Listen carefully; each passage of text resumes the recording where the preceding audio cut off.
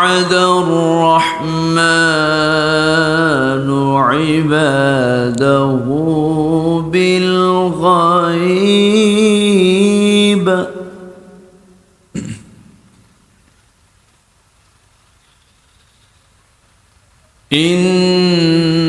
إنه كان وعده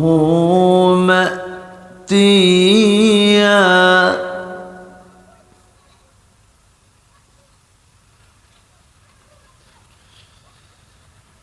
الله أكبر بسم الله الرحمن الرحيم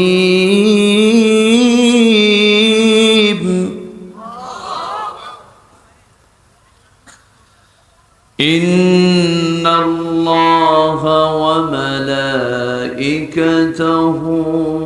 يصلون على النبي يا أيها الذين آمنوا صلوا عليه وسلموا تسليما اللهم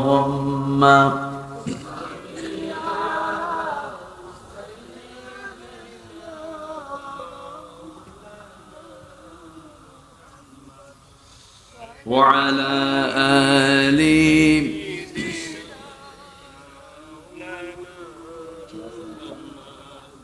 একটু মহব্বত দিয়ে নবীর প্রেমে মাতোয়ারা হয়ে জবান খুলে সবাই বলুন আল্লাহুম্মা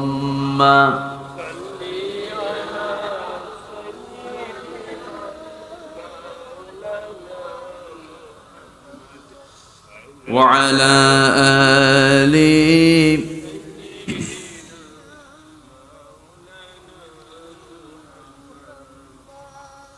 তাইফের কথা ভেবে কাঁদে শুধু দোনয়ন এমন দরদি পেতে কাঁদে মন অনুক্ষণ কাঁদে মন অনুক্ষণ ওহুদে দাতহারা আহমদ যখন লৌহ মাখা কিয়ামতে উঠবে তখন জিহাদ না করে কিভাবে দেখাবে তুমি চাঁদ চেহারা রূপে ওয়াতুল আল্লাহুম্মা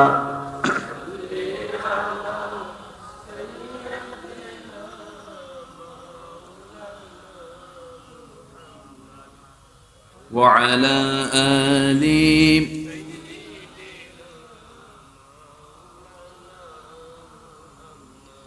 সবাই বলুন বালাগাল উলা বিকামালিহি কাশাফাত তুজা বিজামালিহি হাসনাত জামিউ খিসালিহি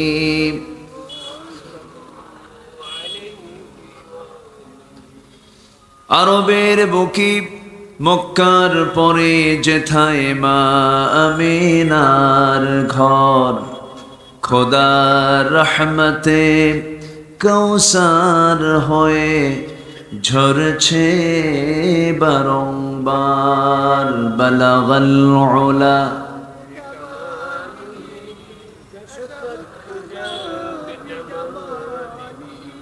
حسنت جميع خصاله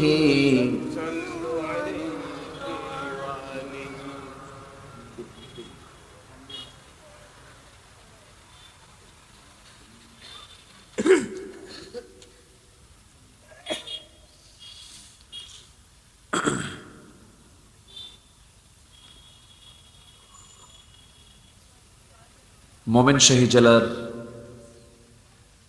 হালুয়াঘাট উপজেলার ধারা যুব সমাজ মাহফিল ইন্তেজামে কমিটি কর্তৃক আয়োজিত মিয়াবাড়ি জামে মসজিদ প্রাঙ্গণে অনুষ্ঠিত দশম বার্ষিকী তাফসীরুল কুরআন মাহফিল 2023 28 অক্টোবরে অনুষ্ঠিত আজকের এই মহৎ আয়োজনের সম্মানিত সুযোগ্য সভাপতি শাইখুল হাদিস পীর কামিল মাওলানা নূর হুসাইন হাফিজাহুল্লাহ, আজকের মাহফিলের বরেণ্য মেহমান মুফতি মুহসিনুল করিম হাফিজাহুল্লাহ কথা বলেছেন আমার অত্যন্ত কাছের মুহতারাম মাওলানা শফিকুল ইসলাম আনসারী হাফিজাহুল্লাহ, উপস্থিত হাজরাত উলামায়ে কেরাম, ফদলায়ে ইজাম, সুশীল সমাজ, জাতির শ্রেষ্ঠ সন্তান, শিক্ষক মণ্ডলী, জাতির বিবেক সাংবাদিক বৃন্দ, সামনে উপস্থিত দূরে কাছের বিভিন্ন স্থান থেকে ছুটে আসা কালেমার ঝান্ডাবাহী, তাওহীদের পতাকাবাহী, দ্বীন ইসলামের নরসারদুল, বীর মুজাহিদ, প্রাণপ্রিয় সম্মানিত দ্বীনি ভাইরা, আড়ালে বসে আছেন শ্রদ্ধেয়া সম্মানিতা মা বোনেরা, আলোচনার সূচনায় আনুষ্ঠানিকতার মধ্য দিয়ে আমার পক্ষ থেকে আবারও দিল খোলা সালাম, আসসালামু আলাইকুম ওয়া রাহমাতুল্লাহি ওয়া বারাকাতুহু। সকলে কেমন আছেন?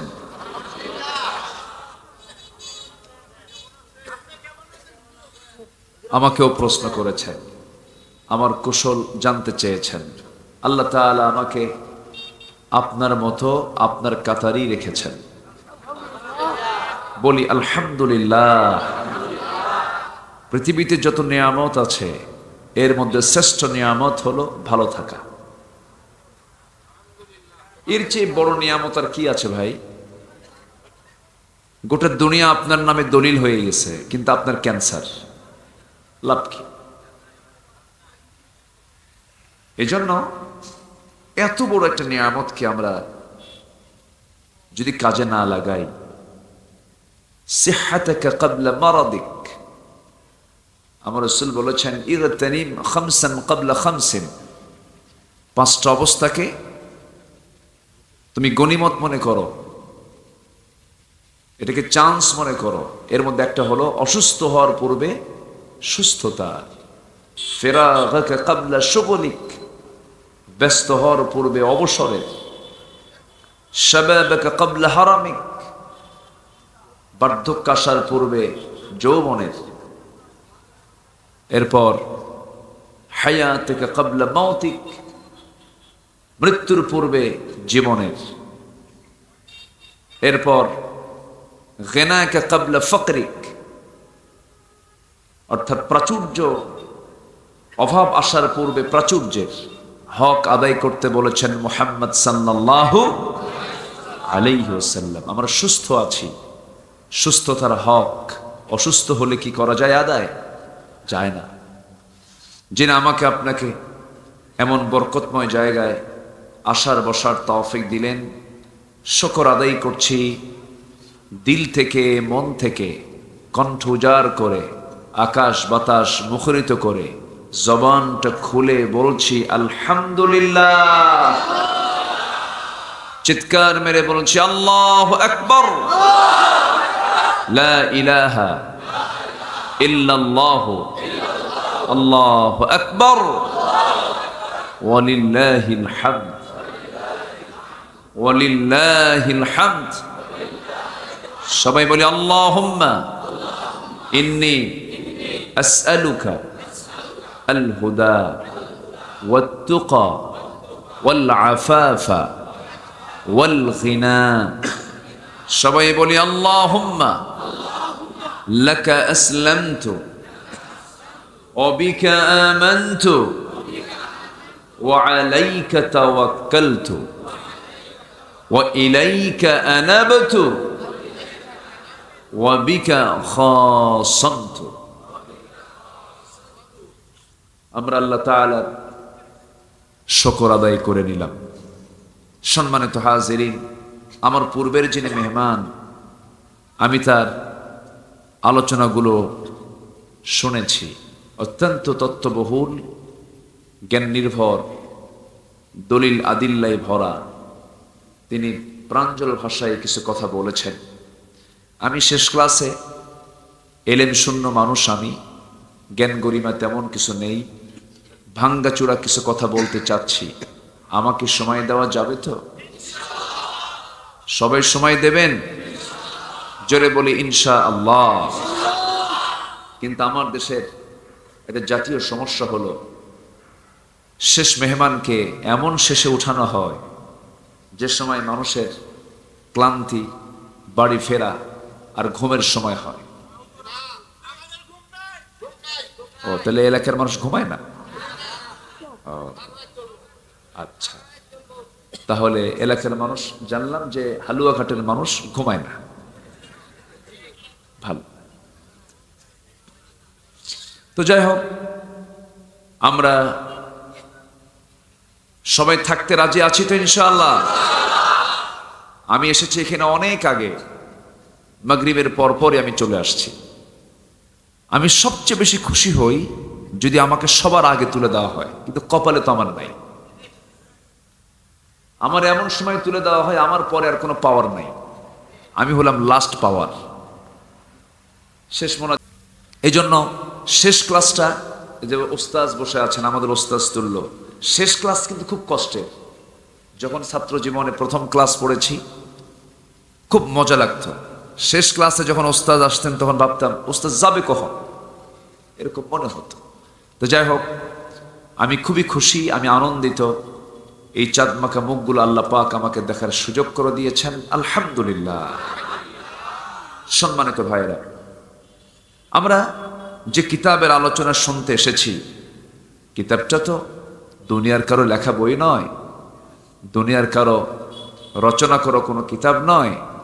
এটা সম্পূর্ণ নাজিলকৃত সেই মালিকের পক্ষ থেকে যিনি আকাশের মালিক। জোরে বলেন সুবহানাল্লাহ। আকাশটা দেখে কি ছোট মনে হয়? বলেন। 7টা সমুদ্র দেখে কি ছোট মনে হয়? 7 সমুদ্রের মালিককে, বিস্তৃত আকাশের মালিককে, 7 আকাশের মালিককে। আমার আল্লাহ ছোট না বড়? তার সৃষ্টিও বড়। এমন পরিচয় কেউ কি দিতে পারবে আমি আকাশের মালিক? পারবে কেউ? হয়তো বলবে আমি আমেরিকার প্রেসিডেন্ট, আমি ইউকের প্রেসিডেন্ট, এরকম পরিচয় দিতে পারবে হয়তো ক্ষণিকের জন্য, কিন্তু কেউ এমন পরিচয় দিতে পারবে না। অথচ আল্লাহ দেখেন কি সুন্দর করে তার পরিচয় দিচ্ছে। আল্লাহ রাব্বুল আলামিন বলেন, তাবারাকাল্লাযী জাআলা ফিস সামাই বুরুজান ওয়া জাআলা ফিহা সিরাজান ওয়া কমারান মুনীরা। অতীব বরকতময় সেই মহান প্রভু, যিনি বিশাল আকাশের মালিক, যে আকাশে তিনি প্রদীপ্ত সূর্য সেট করেছেন, আলোকিত চাঁদ সেট করেছেন, এমন পরিচয় পৃথিবীর দ্বিতীয় কেউ কি দিতে পারে নাকি?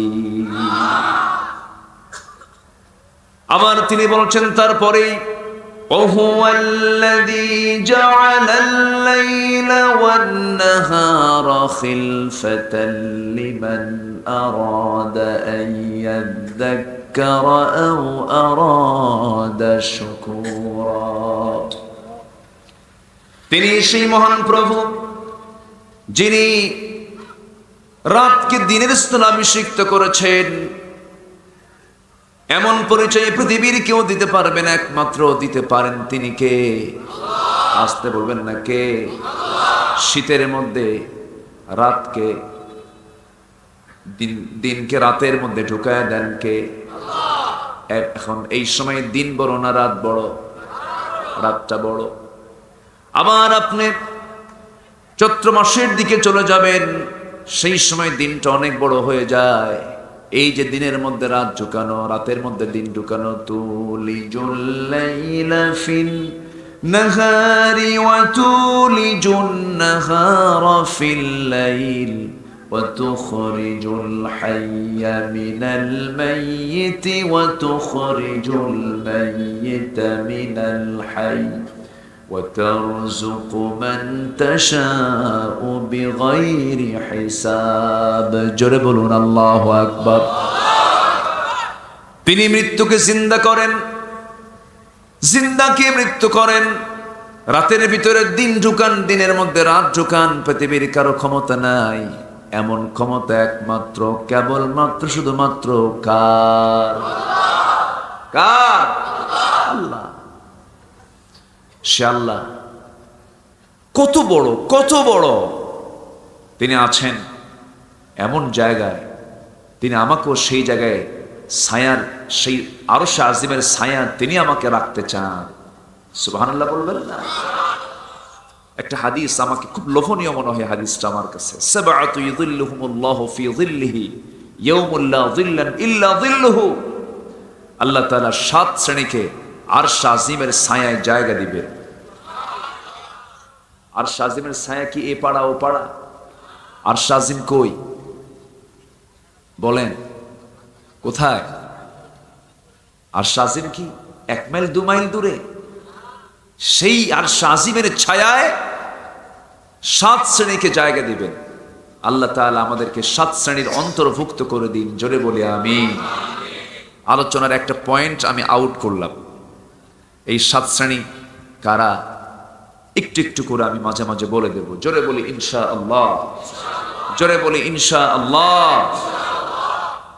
সম্মানিত ভাইয়েরা, আমি সূরা মারিয়াম থেকে 3টা আয়াত তেলাওয়াত করেছি। আল্লাহ তাআলা 2টো অপরাধের জন্য শুধু জাহান্নাম দিবেন না, জাহান্নামের গর্তের মধ্যে ঢুকায় রাখবেন। যেরকম নাউযুবিল্লাহ। এবং যে গর্তের নাম হলো গাই। গাই নামক গর্তটা এত ভয়ঙ্কর যে জাহান্নাম পর্যন্ত গাই গর্তকে ভয় পায়। এত ভয়ঙ্কর গর্তের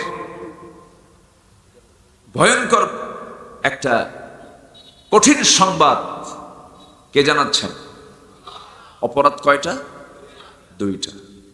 আচ্ছা, এই অপরাধ যদি কেউ করে ফেলে, করার পরেও যদি সে তওবা করে, ঈমান আনে, আল্লাহ তাআলা বলছেন আমি তাকে অবশ্যই জান্নাত দিয়ে দেব। জোরে বলি সুবহানাল্লাহ। আচ্ছা, এরপরে বান্দাকে জান্নাত দিবেনই, এই ওয়াদা কার? পৃথিবীর সকল ওয়াদা মিস হতে পারে, আল্লাহর ওয়াদা কি মিস হবে? ইন্নাল্লাহা লা ইখলিফুল মিআদ। আল্লাহ তাআলা তার ওয়াদা কখনো ভঙ্গ করেন না। সম্মানিত ভাইয়েরা, এই 3টা আয়াতকে সামনে রেখেও কিছু কথা আমি বলতে চাচ্ছি। একটু সময় লাগবে, যদি সময় লেগে যায়ও থাকতে আপত্তি নেই তো? জোরে বলি ইনশাআল্লাহ। সম্মানিত ভাইয়েরা, তাহলে আমার আল্লাহ আমার সবচাইতে আপন না পর? জোরে বলেন, সবচেয়ে আপন না সবচেয়ে পর? তিনি সবচেয়ে দূরে না সবচেয়ে কাছে? না বউ কাছে, না বন্ধু কাছে? ওয়া নাহনু আকরাবু ইলাইহি মিন হাবলিল ওয়ারিদ। আমি বান্দার স্কন্দ শিরার চেয়েও নিকটে থেকে যায়। জোরে বলে সুবহানাল্লাহ। কিন্তু আল্লাহ তাআলার নির্দিষ্ট একটা আসন আছে, আরশ আজিম আছে।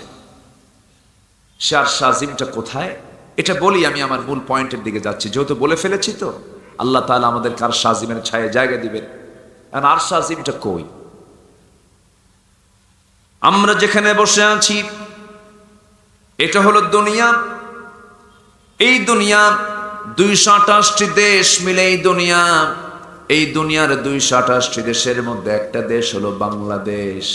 সেই বাংলাদেশের গারো, গারো আছে নাকি এখানে? গারো উপজাতির পাশে হলো হালুয়া ঘাট। এই হালুয়া ঘাটের ধারা কি, কয় নাম্বার ধারা? 144। কি ধারা? 9 নাম্বার ধারা।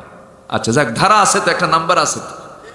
আচ্ছা, আপনার সংবিধানের বাইরে চলেন না, এই জন্য নামই রাখছেন ধারা, যা আছে কপাল। এই ধারায় আমরা বসে আছি। এই ধারা থেকে সোজা আমরা মাথার উপরে যদি তাকাই, রাতের বেলা চাঁদ দেখতে পাই, মিটি মিটি মিটি মিটি করে জোনাকির মতো আমরা তারকা কিছু দেখতে পাই। দিনের বেলা প্রদীপ্ত সূর্য দেখতে পাই। এই যে সূর্য, এই যে চন্দ্র, এই যে তারকাগুলো সব কি আকাশের সঙ্গে লাগানো, না মহাশূন্যে আছে? মহাশূন্যে আছে, আকাশের সঙ্গে এগুলোর কোনো সম্পর্ক নাই। মহাশূন্য এগুলো নিয়মিত পরিভ্রমণ করছে, নড়াচড়া করছে। অকুল্লুন ফি ফালাকি ইয়াসবাহুন, নির্দিষ্ট কক্ষপথে পরিভ্রমণ করছে এই সমস্ত সৃষ্টিগুলো। এই যে সূর্য আমরা দেখতে পাই, এই পৃথিবী থেকে সূর্যটা 1 গুণ 2 গুণ নয়, বিজ্ঞানীদের ধারণা হলো 13 লক্ষ গুণ বড়। সুবহানাল্লাহ, কিন্তু আসতে হয়েছে, জোরে বলতে হবে, তাই না? একটু মিলায় বলতে হবে, আবার একা বললে হবে না, তাই না? আচ্ছা, সূর্য যদি 13 লক্ষ গুণ বড় হয়, ওই সূর্যের চাইতে আবার তারকা কিছু আছে, যে তারকা আমরা জোনাকির মতো মিটি মিটি দেখতে পাচ্ছি, সেই তারকাগুলো এই সূর্যের চাইতে, বেটেল জুইস একটা তারকা আছে, যে তারকা সূর্যের চাইতে 33 কোটি গুণ বড়। কয় তারকা? একটা। আকাশে কি একটা তারকা না কোটি কোটি তারকা? এই কোটি কোটি তারকা আল্লাহ রাব্বুল আলামিন আকাশকে সুসজ্জিত করার জন্য সাজিয়ে রেখেছেন। লাকাদ যায়্যানাস সামাআদ দুনিয়া বিমাসাবিহ, বিশাল সুসজ্জিত করেছেন। আজকের মাহফিল কমিটি আমি খুবই খুশি হয়েছে, কোরআনকে সুন্দরভাবে তারা ডিসপ্লে করেছেন, সাজিয়েছেন। কি সুন্দর তারা পুকুরের চতুর্পাশে ডেকোরেট করেছেন। আমি আস্তে আস্তে শফিক ভাইকে বলছিলাম, দেখেন আল্লাহ তাআলা যেখানে জান্নাতের ওয়াদা করেছেন, সেখানে জান্নাতের নদীর কথা বলেছেন।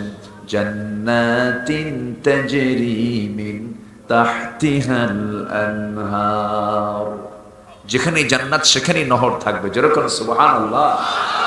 আজকে মাহফিলটা হচ্ছে কিসের ধারে? পুকুরের ধারে, জাস্ট একটা ঝর্ণার ধারে, একটা জান্নাতি পরিবেশ। বলেন না ভাই আলহামদুলিল্লাহ? জোরে বলি আলহামদুলিল্লাহ। আমার বন্ধুগণ, তাহলে অসংখ্য তারকারাজি, এক একটা তারকার বড়ত্ব তো দেখলাম 33 কোটি গুণ বড়। বেটেল জুইস, সুপারনোভা, আড্রা, এইরকম করে অসংখ্য তারকা আল্লাহ রাব্বুল আলামিন মহাশূন্যে ঝুলিয়ে রেখেছেন। মানুষ কিন্তু চাঁদের দেশে গেছে। নীল আর্মস্ট্রং সহ বেশ কয়েকজন তারা চাঁদের দেশ সফর করেছেন। চাঁদের গিয়ে তারা দেখতে পেয়েছেন চাঁদের মাঝখানে ফাটা চিহ্ন। তারা সেখানে কিছু আওয়াজ শুনতে পেয়েছেন। সে আওয়াজটা তারা মসজিদের কায়রো শহরে যখন যান, তখন আজানের সঙ্গে তারা মিলাতে পেরেছেন। কালেমা পড়ে মুসলমান হয়ে গেছেন। মানুষ চাঁদের দেশে গেছে, মানুষ মঙ্গল গ্রহে এখন চলে গেছে। শুনলাম কিছু কিছু লোক নাকি মঙ্গল গ্রহে জায়গাও কিনছে, ওখানে যে তারা বসবাস করবে। ভালো কথা, চাঁদ দেখলো, মঙ্গল গ্রহ দেখলো। এই আদম সন্তান যদি চিন্তা করে একটু আমি তারকার দেশ দেখতে যাব, সূর্যের কাছে তো যাওয়া সম্ভব না, সূর্যের তো তাপ বেশি। তারকার দেশে যদি কেউ যেতে চায়, পৃথিবীর সবচেয়ে নিকটবর্তী তারকার দেশ হলো প্রক্সিমা সেন্ট্রাই। প্রক্সিমা সেন্ট্রাই যেতে যদি কোনো বান্দা যেতে চায়, দুনিয়ার কোনো বিমান, দুনিয়ার কোনো হেলিকপ্টার দিয়ে, দুনিয়ার কোনো পাবলিক কোনো বিমান দিয়ে সেই জায়গায় যাওয়া যাবে না। যেতে হলে তাকে চেষ্টা করতে হবে, নভোযানে যেতে হবে। এই দুনিয়ার সবচেয়ে দ্রুতগামী নভোযান হলো অ্যাপোলো 11, যার ঘন্টার গতি হলো 39,000 কিলোমিটার। 1 ঘন্টায় 39,000 কিলোমিটার বেগে চলে সেই নভোযান অ্যাপোলো 11। যদি কেউ যেতে চায় তাহলে ওই 1 ঘন্টায় 39,000 কিলোমিটার বেগে যদি সে রওনা করে দেয়, তার ওই প্রক্সিমা সেন্টাই নামক সবচেয়ে কাছের তারার দেশে যেতে তার সময় লেগে যাবে 1,15,000 বছর মাত্র। যাবেন কারা কারা? হাত তোলেন।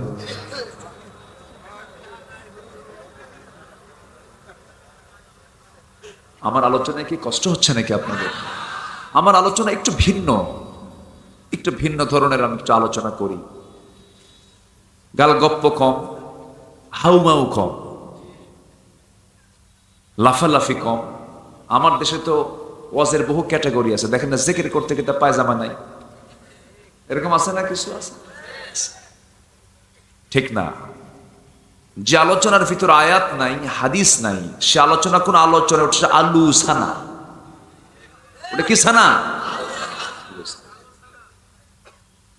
আয়াত থাকবে, হাদিস থাকবে, রেফারেন্স থাকবে, আর্টিকেল থাকবে, এটা হচ্ছে আলোচনা।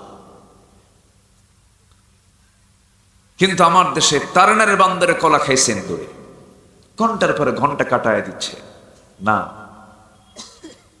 সেই কথা শ্রেষ্ঠ কথা, যে কথার মধ্যে আল্লাহর আয়াত থাকে, আমার নবীর হাদিস থাকে। আয়াতের অর্থ যদি আপনি নাও বুঝেন, শুনবেন, সওয়াবটা হয়ে যাবে। জোরে বলি সুবহানাল্লাহ। সম্মানিত ভাইয়েরা, আবার আমাদের এই আলোচনাগুলোকে আবার সাধারণ কিছু লোক বলে, হুজুররা কি জানে? হুজুরদের কোনো এলেম কালাম আছে? আমরা বটতলার বক্তব্য দিই, আমাদের ধারে পাশে তারা থাকতে পারবে? যাদের সিনার মধ্যে কোরআন নাই, যারা কোরআনের জ্ঞান রাখে না, তারা হচ্ছে টাটকা মূর্খ। কি মূর্খ বলেন? টাটকা মূর্খ। কোরআন ছাড়া নেতৃত্ব সমাজে যখন চালু হবে, সেই সমাজটা হবে অশান্তিতে ভরা। আমরা কি শান্তিতে আছি? আমরা কি শান্তিতে আছি? বাড়িতে লেগেছে আগুন, নিভানোর জন্য কি দরকার? পানি। বাড়িওয়ালা কয়, বাঁচাও আমারে, যার কাছে যা কিছু আছে তা নিয়ে আমারে বাঁচাও। পাশে দিয়ে রাস্তা, এক বেচারি যাচ্ছিল, ভ্যান ভর্তি, ভ্যানের মধ্যে ড্রাম ভর্তি, 1 ড্রাম ডিজেল নিয়ে। যখন শুনছে যার কাছে যা কিছু আছে তা নিয়ে আমারে বাঁচাও, 1 ড্রাম ডিজেল দিছে, বিসমিল্লাহ কয়া ঢেলে। কাম কি হবে? বিসমিল্লাহ বলে ঢালছে কি? ডিজেল। ডিজেলকে আগুন নেভায় না জ্বালায় দেয়? জ্বালায়। আরেকজন যাচ্ছে, যখন শুনছে যার কাছে যা কিছু আছে তা নিয়ে আমারে বাঁচাও, নিয়ে গেছে আরেকজন। যাওয়ার সময় দিকে যাচ্ছিল, ভ্যান ভর্তি লাকড়ি নিয়ে, খড়ি নিয়ে, বিসমিল্লাহ বলে দিছে ঢেলে। আগে গেছে ডিজেল, এবার গেছে হলো লাকড়ি, খড়ি। আগুন তো আরো কমবে নাকি? বাড়বে। আগুন নিভানোর উপাদান তো পেট্রোল, ডিজেল, অকটেন আর লাকড়ি, খড়ি নয়। আগুন নিভানোর জন্য যেমন প্রয়োজন পানির, ঠিক তেমনি সমাজের যে আগুন ধরেছে, সমাজের গায়ে যে আগুন ধরেছে, সে আগুন নিভানোর জন্য দুনিয়ার কোন আইন দিয়ে আগুন বন্ধ হবে না। আগুন বন্ধ হবে আল্লাহর তৈরি করা বিধান, কোরআনের সংবিধান দিয়া।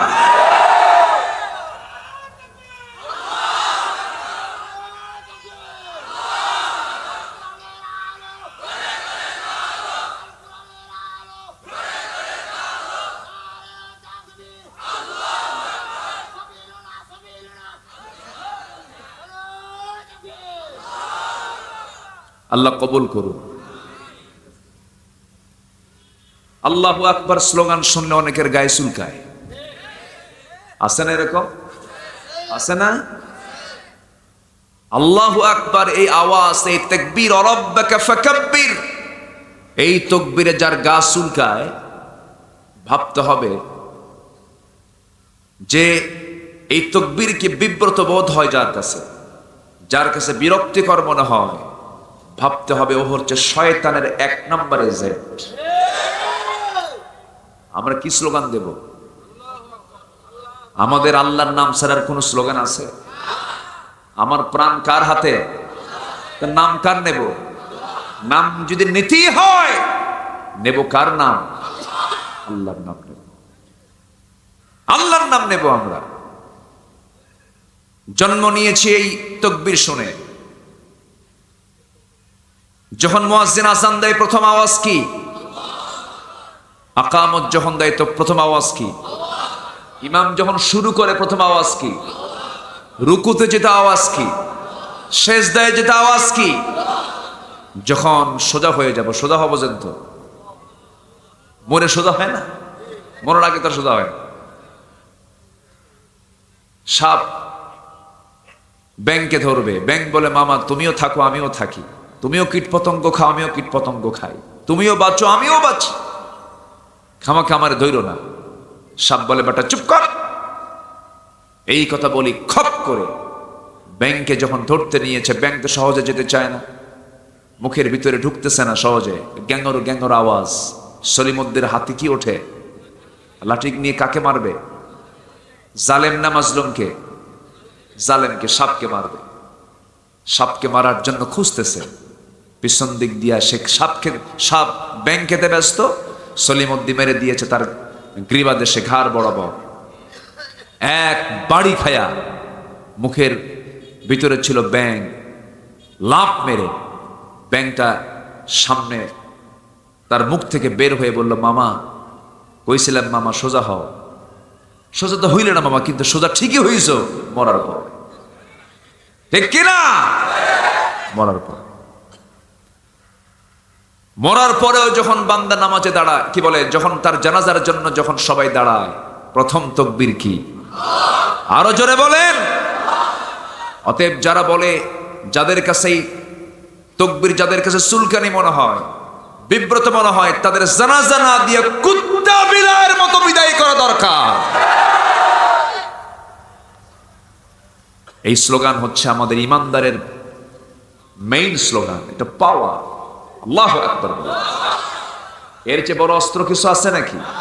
ফিলিস্তিনদের এখন বড় অস্ত্র কি? লা ইলাহা। এছাড়া আর কি অস্ত্র আছে আমাদের বলেন? কিছু লাগবে না আমাদের, আমাদের আল্লাহই যথেষ্ট। আলাইসাল্লাহু বিকাফিন আবদা, বান্দার জন্য কে যথেষ্ট? আল্লাহ যথেষ্ট। আমার ভাইয়েরা, তাহলে এই পৃথিবীতে কোন যানবাহনে চড়ে, কোন নভোযানে চড়ে সেই আরশ আজিম, আল্লাহর আরশ আজিমে কেউ যেতে পারবে না। তবে এই পৃথিবী থেকেই একজন মহান ব্যক্তি আরশ আজিম পর্যন্ত গিয়েছেন। তিনি কে বলেন? মুহাম্মদ সাল্লাল্লাহু আলাইহি ওয়াসাল্লাম, সেই রাসূল যে রাতে তিনি মেরাজ করেছিলেন, তার সেকেন্ড স্টেশনটা ছিল হলো, ফার্স্ট স্টেশন হলো হারাম মক্কা, উম্মে হানির ঘর থেকে বের হয়েছেন। সেকেন্ড স্টেশন হলো বাইতুল আকসা, যে বাইতুল আকসাকে আজকে ইসরায়েল অবরুদ্ধ করে রেখে দিয়েছে। এটা নিয়ে তো মারামারি শুরু হয়ে গেছে। অবৈধ দখলদাররা অবৈধভাবে দখল করার চেষ্টা করছে। হাজার হাজার প্রাণ চলে যাচ্ছে, আমার ফিলিস্তিন ভাই বোনদের জীবনগুলো তারা শেষ করে দিচ্ছে। ওই বাইতুল আকসার এমন একটা স্মৃতি, আমার নবীজি কি লক্ষ্য করে আল্লাহ রাব্বুল আলামিন সেই রাতে সমস্ত পয়গম্বরকে বাইতুল আকসায় হাজির করেছেন। যেরকম সুবহানাল্লাহ, সমস্ত পয়গম্বর বাইতুল আকসায় হাজির হয়েছেন। আমার নবীজির সামনে দাঁড়ানো জিবরিল আমিন বলছেন, ইয়া রাসূলুল্লাহ, সামনে ইমামের মুসাল্লা ফাঁকা পড়ে আছে, ওই জায়গায় কেউ দাঁড়াবে না, আপনি নিচে দাঁড়ায় আপনি আমাদের দায়িত্ব পালন করবেন। এত বড় একটা জায়গা হলো বাইতুল আকসা। সেই বাইতুল আকসা আজকে ইসরায়েলরা জুলুম করছে, এটাকে দখল করার চেষ্টা চালাচ্ছে, গুলিবর্ষণ করছে, বোমা হামলা করছে। আর মুসলমান যদি এই ব্যাপারে যদি নিশ্চুপ থাকে, অবশ্যই মুসলমানকে, ওই সমস্ত মুসলমানকে মুনাফিকের কাতারে যেতে হবে। আমাদের ওই সমস্ত জালিমদের বিরুদ্ধে মোকাবেলা করার দরকার আছে না নাই? প্রতিবাদী হতে হবে, প্রতিবাদী হতে হবে। অনেক কথা আস্তে আস্তে করে বলছি আমি। সে আরশে আজিম, এই মহাশূন্য তো আছেই, প্রথম আকাশ, দ্বিতীয় আকাশ, তৃতীয় আকাশ, চতুর্থ আকাশ, পঞ্চম আকাশ, ষষ্ঠ আকাশ, সপ্তম আকাশ, এরপর হচ্ছে আমার আল্লাহ তাআলা আরশে আজিম। তাহলে এখন আল্লাহ তাআলা যার শাজিমের ছায়ে যে জায়গা দিবেন, এই দুনিয়ার কোনো ফ্লাইটে চড়ে কি ওখানে যেতে পারবো? টিকিটটা কাটতে হবে, মূলত আমাকে টিকিটটা কেটে দেবেন কে? আসতে বলে, আরো জোরে বলেন, আরো জোরে বলেন। সবাইকে যেতে চাই না আমরা? সবাইকে যেতে চাই না? আল্লাহ পাক কবুল করুন, আল্লাহ পাক কবুল করুন। আবার আরেকটা জায়গা আছে, সেটা হলো জাহান্নাম। কোথায় বলেন তো? জাহান্নাম। সেই জাহান্নামের গর্ত খাই, আমি আয়াতের দিকে আস্তে আস্তে করে চলে যাচ্ছি। সেই জাহান্নাম থেকে বাঁচার জন্য দুইটা কারণে বান্দা সেই গর্তের মধ্যে ঢুকবে। এই দুটা অপরাধ যেন আমরা না করি, আল্লাহ তাআলা সেই সতর্কতার জন্য এই দুটা কাজ আল্লাহ তাআলা ফাইন্ড আউট করেছেন, এই দুটা কাজ তোমরা করো না। আমি লক্ষ্য করছি দুই একজন করে একটু ওঠার চেষ্টা করছেন, ওঠা যাবে না, কিন্তু উঠবেন না। মাহফিল থেকে হঠাৎ উঠে যাওয়া মানে হলো, জানেন কি, শয়তানের একটা বিশাল প্ল্যান থাকে। শয়তান চায়, যদি আপনার মনে মনে এরকম কিছু প্রশ্ন করে, এখন মনে মনে যদি এরকম চায় যে আমি উঠে যাই, ভাবতে হবে আপনার পেছনে একজন কাজ করছে, তার নাম কি? ওয়াসওয়াসা দেওয়ার জন্য সে কিন্তু আসে। মনে হয় হালু ঘাট আসে না শয়তান, নাকি আসে? আসে তো, একটু বসে। মসজিদে শয়তান ঢোকে না? আরে জান্নাতে পর্যন্ত ঢুকছে। মুসা আলাইহিস সালাতু ওয়াস সালাম একদিন জিবরিলের সঙ্গে কথা বলছেন, সামনে শয়তান। জিবরাইল বলতেছেন, শয়তান তুই কাজ নাই, তোর কাম নাই, এই নবীর কাছেও আসা লাগে। শয়তান কয়, কি কও? আমি জান্নাতে ঢুকে আদম হাওয়াকে ওয়াসওয়াসা দিলাম, জান্নাতে ঢুকছি, এই তো মুসা দুনিয়ায় আছে। তাহলে হালুয়া ঘাটে মনে হয় শয়তান আসে না? আসে না? নাই? বসেন, আমরা কেউ যাব না। আমরা মোটামুটি একটা আলোচনা শুনে আমরা বিদায় নেব। জোরে বলি ইনশাআল্লাহ। আগামীকালকে হরতাল হবে। এই থামেন, ঠিক আবার কে কুতি কইছে? আগামীকালকে হরতাল। আমার আগামীকালকে এখান থেকে প্রায় 300 মাইল দূরে মাহফিল। টেনশন তো আমার কম না। মাহফিল কমিটি কাঁদতেছে, হুজুর আসেন না, আসে শেষ। কমিটি কাঁদতেছে, হুজুর আপনি আসবেন কেমন? আমি বললাম যে আপনি চিন্তা করেন না, আমি যাব। তাহলে আমার ভিতরে তো একটা পেরেশানি আছে, আমিও যাব। আপনি বাড়ি যাবেন, আমার বাড়িতে যাওয়া হবে না, আমার আবার আরেকটা প্রোগ্রামে যেতে হবে। তো এই যে একটা পেরেশানি আমারও তো আছে।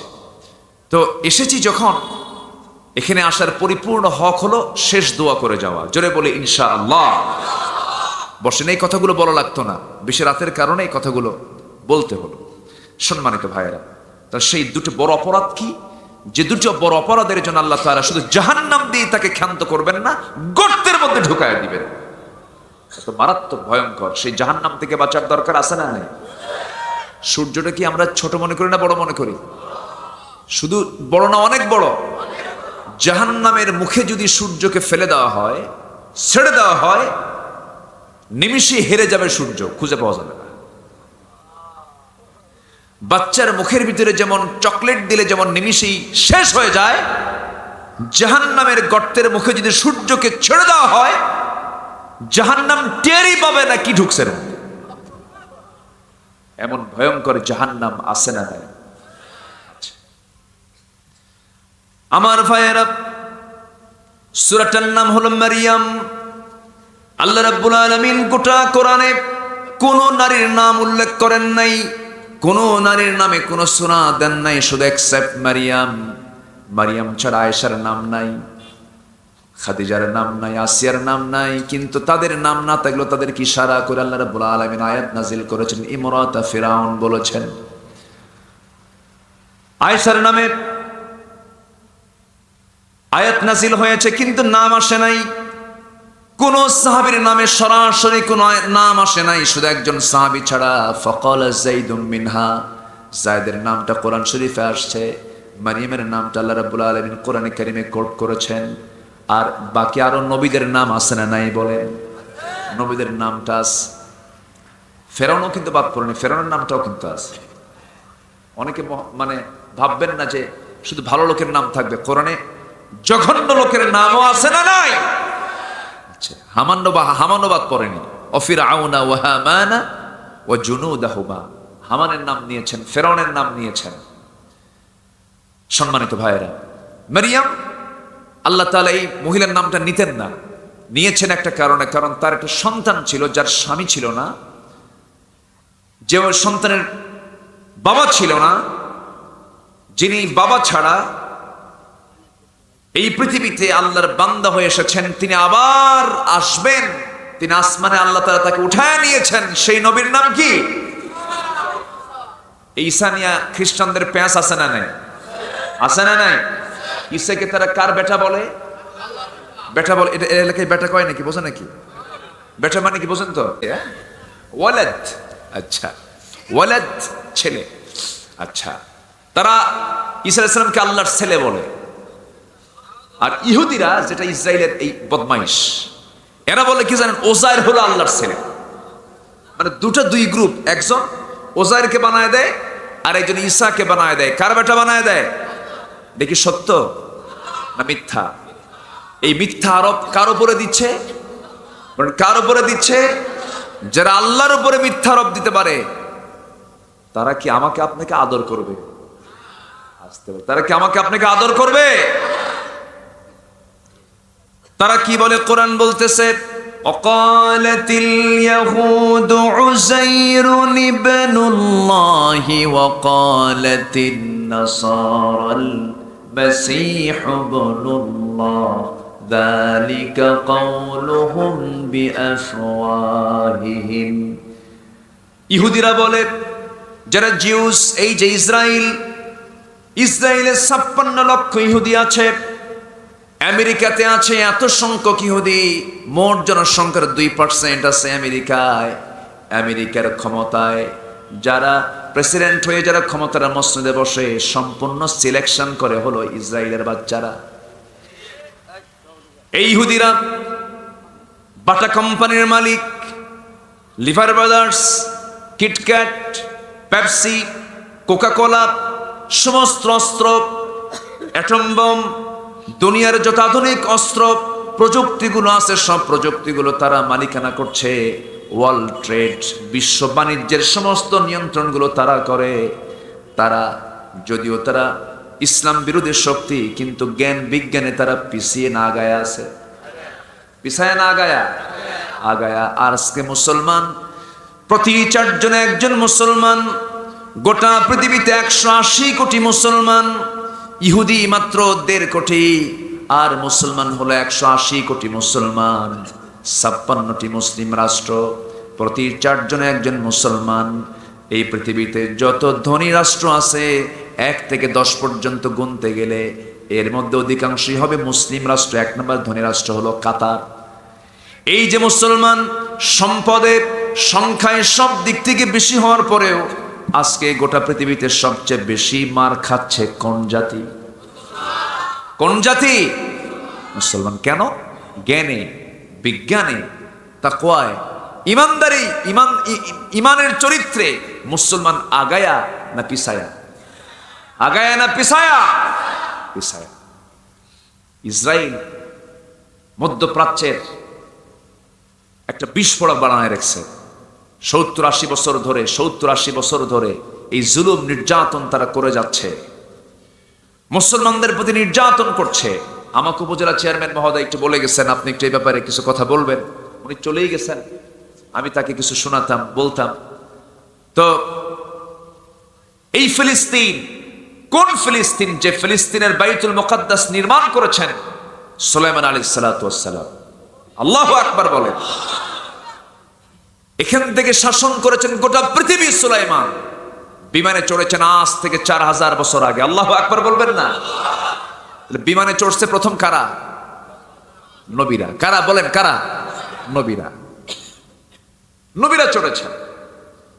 এবং বিমান যে তৈরি হয়েছে, মিসাইল, বোমা যে মারা হয়, সব তথ্য নিয়েছে কোরআন থেকে। সুবহানাল্লাহ বলবেন না? তাহলে ইহুদি খ্রিস্টান কোরআনকে রিসার্চ করে বিমান বানায়, অস্ত্র বানায়। সূরা হাদীদ, ফিহি বা'সুন শাদীদ ওয়া মানাফিউ লিন-নাস, লোহাতে রয়েছে প্রচন্ড শক্তি, মানুষের উপকার।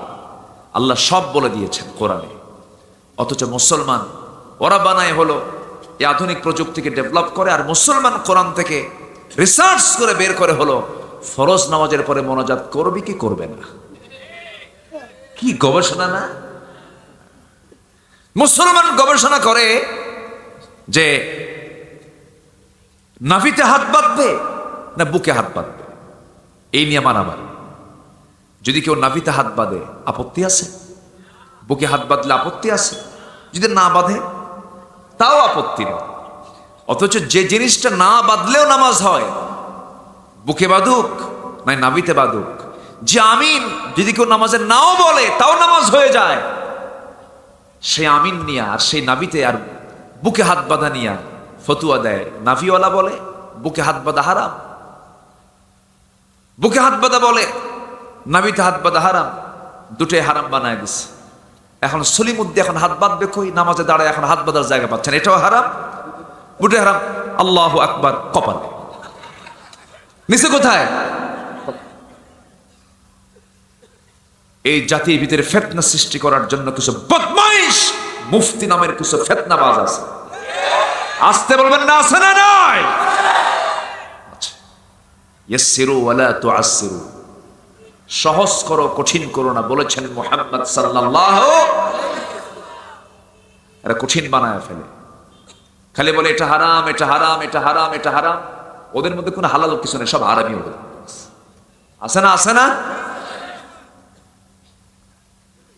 আমরা একটা সূরা দিয়ে প্রায় নামাজ পড়ি, সূরাতুল ফিল, সবার মুখস্থ আছে না?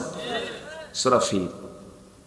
এই সূরা ফিলটা এত দামি সূরা, দেখেন এই সূরা ফিল কি গবেষণা করে বিমান তৈরি হয়েছে, এই সূরা ফিলকে গবেষণা করে বোমা তৈরি হয়েছে। আল্লাহ রাব্বুল আলামিন রাসূলকে জানিয়ে দিচ্ছেন, হে রাসূল আপনি কি লক্ষ্য করেন নাই আমার ঘর ভাঙ্গার জন্য হস্তি বাহিনী আব্রাহা যখন রওনা দিয়েছিল, আমি কি তাদের সমস্ত চক্রান্ত বানচাল করে দেই নাই? ওয়া আরসালা আলাইহিম তায়রান আবাবিল, আমি পাঠায়া দিয়েছি আবাবিল নামক যুদ্ধ বিমান। কি বিমান? যুদ্ধ বিমান, প্যাসেঞ্জার বিমান না, কিন্তু প্যাসেঞ্জার প্লেন এটা ছিল না, যুদ্ধ বিমান এটা ছিল। সেই যুদ্ধ বিমানের ভিতরে কোনো প্যাসেঞ্জার ছিল না, দুটো করে বোমা বহন করেছে। সেই বোমার নামটা আল্লাহ রাব্বুল আলামিন বলছেন তারমিহিম বিহিজারাতিম মিন সিজ্জিল, সিজ্জিল নামক বোমা দুইটা করে বহন করেছে। সেই সিজ্জিল নামক বোমা সেই প্লেন থেকে যখন নিক্ষেপ করা হলো, বোমা মারতে হয় নিচ থেকে না উপর থেকে। এই তথ্য কোথায় পেয়েছি আমরা বলেন? কোরআনে পেয়েছি। দেখেন কি সুন্দর সিস্টেমগুলো আল্লাহ রাব্বুল আলামিন ১,৫০০ বছর আগে জানায় দিয়েছেন শত্রুকে কেমনে মোকাবেলা করতে হয়। আমার ভাইয়েরা, সেই বোমা যখন নিক্ষেপ করা হলো, ফাজআলাহুম কাআসফিম মাকুল, আল্লাহ তাআলা তাদেরকে চিবানো ভুসির নেয়। গরু যখন ঘাসটা মুখের মধ্যে নেয়, চাবায় চাবায় চাবায় চাবায় চাবায় চাবায় যখন ফেলে দেয়, যেমন সেটা চিবানো বসিটা যেমন হয়ে যায়, আল্লাহ রাব্বুল আলামিন তাদেরকে এই বোমা হামলা করে সিজ্জিল নামক বোমা নিক্ষেপ করে তাদেরকে চিবানো বসির নাই দুনিয়া থেকে শেষ করে দিয়েছে। আল্লাহু আকবার বলেন, আর জোরে বলেন আল্লাহু আকবার। সে আল্লাহ আছে না নাই? সে আল্লাহ আছে না নাই? আমাদের কোনো ভয় নাই, যার আল্লাহ আছে তার কোনো ভয়। আমরা আল্লাহকে নিয়ে থাকবো, আমরা আল্লাহকে নিয়ে চলবো, রাসূলের সুন্নাহকে নিয়ে চলবো, পদ্ধতি নিয়ে চলবো।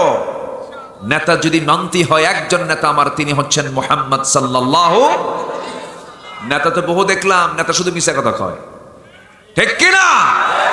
যে নেতার নামাজ নাই, যে দলের দলীয় কার্যক্রমের ভিতরে নামাজের কোনো এজেন্ডা নাই, সেই দলের নেতৃত্বে আমরা থুতু মারি, জুতা মারি,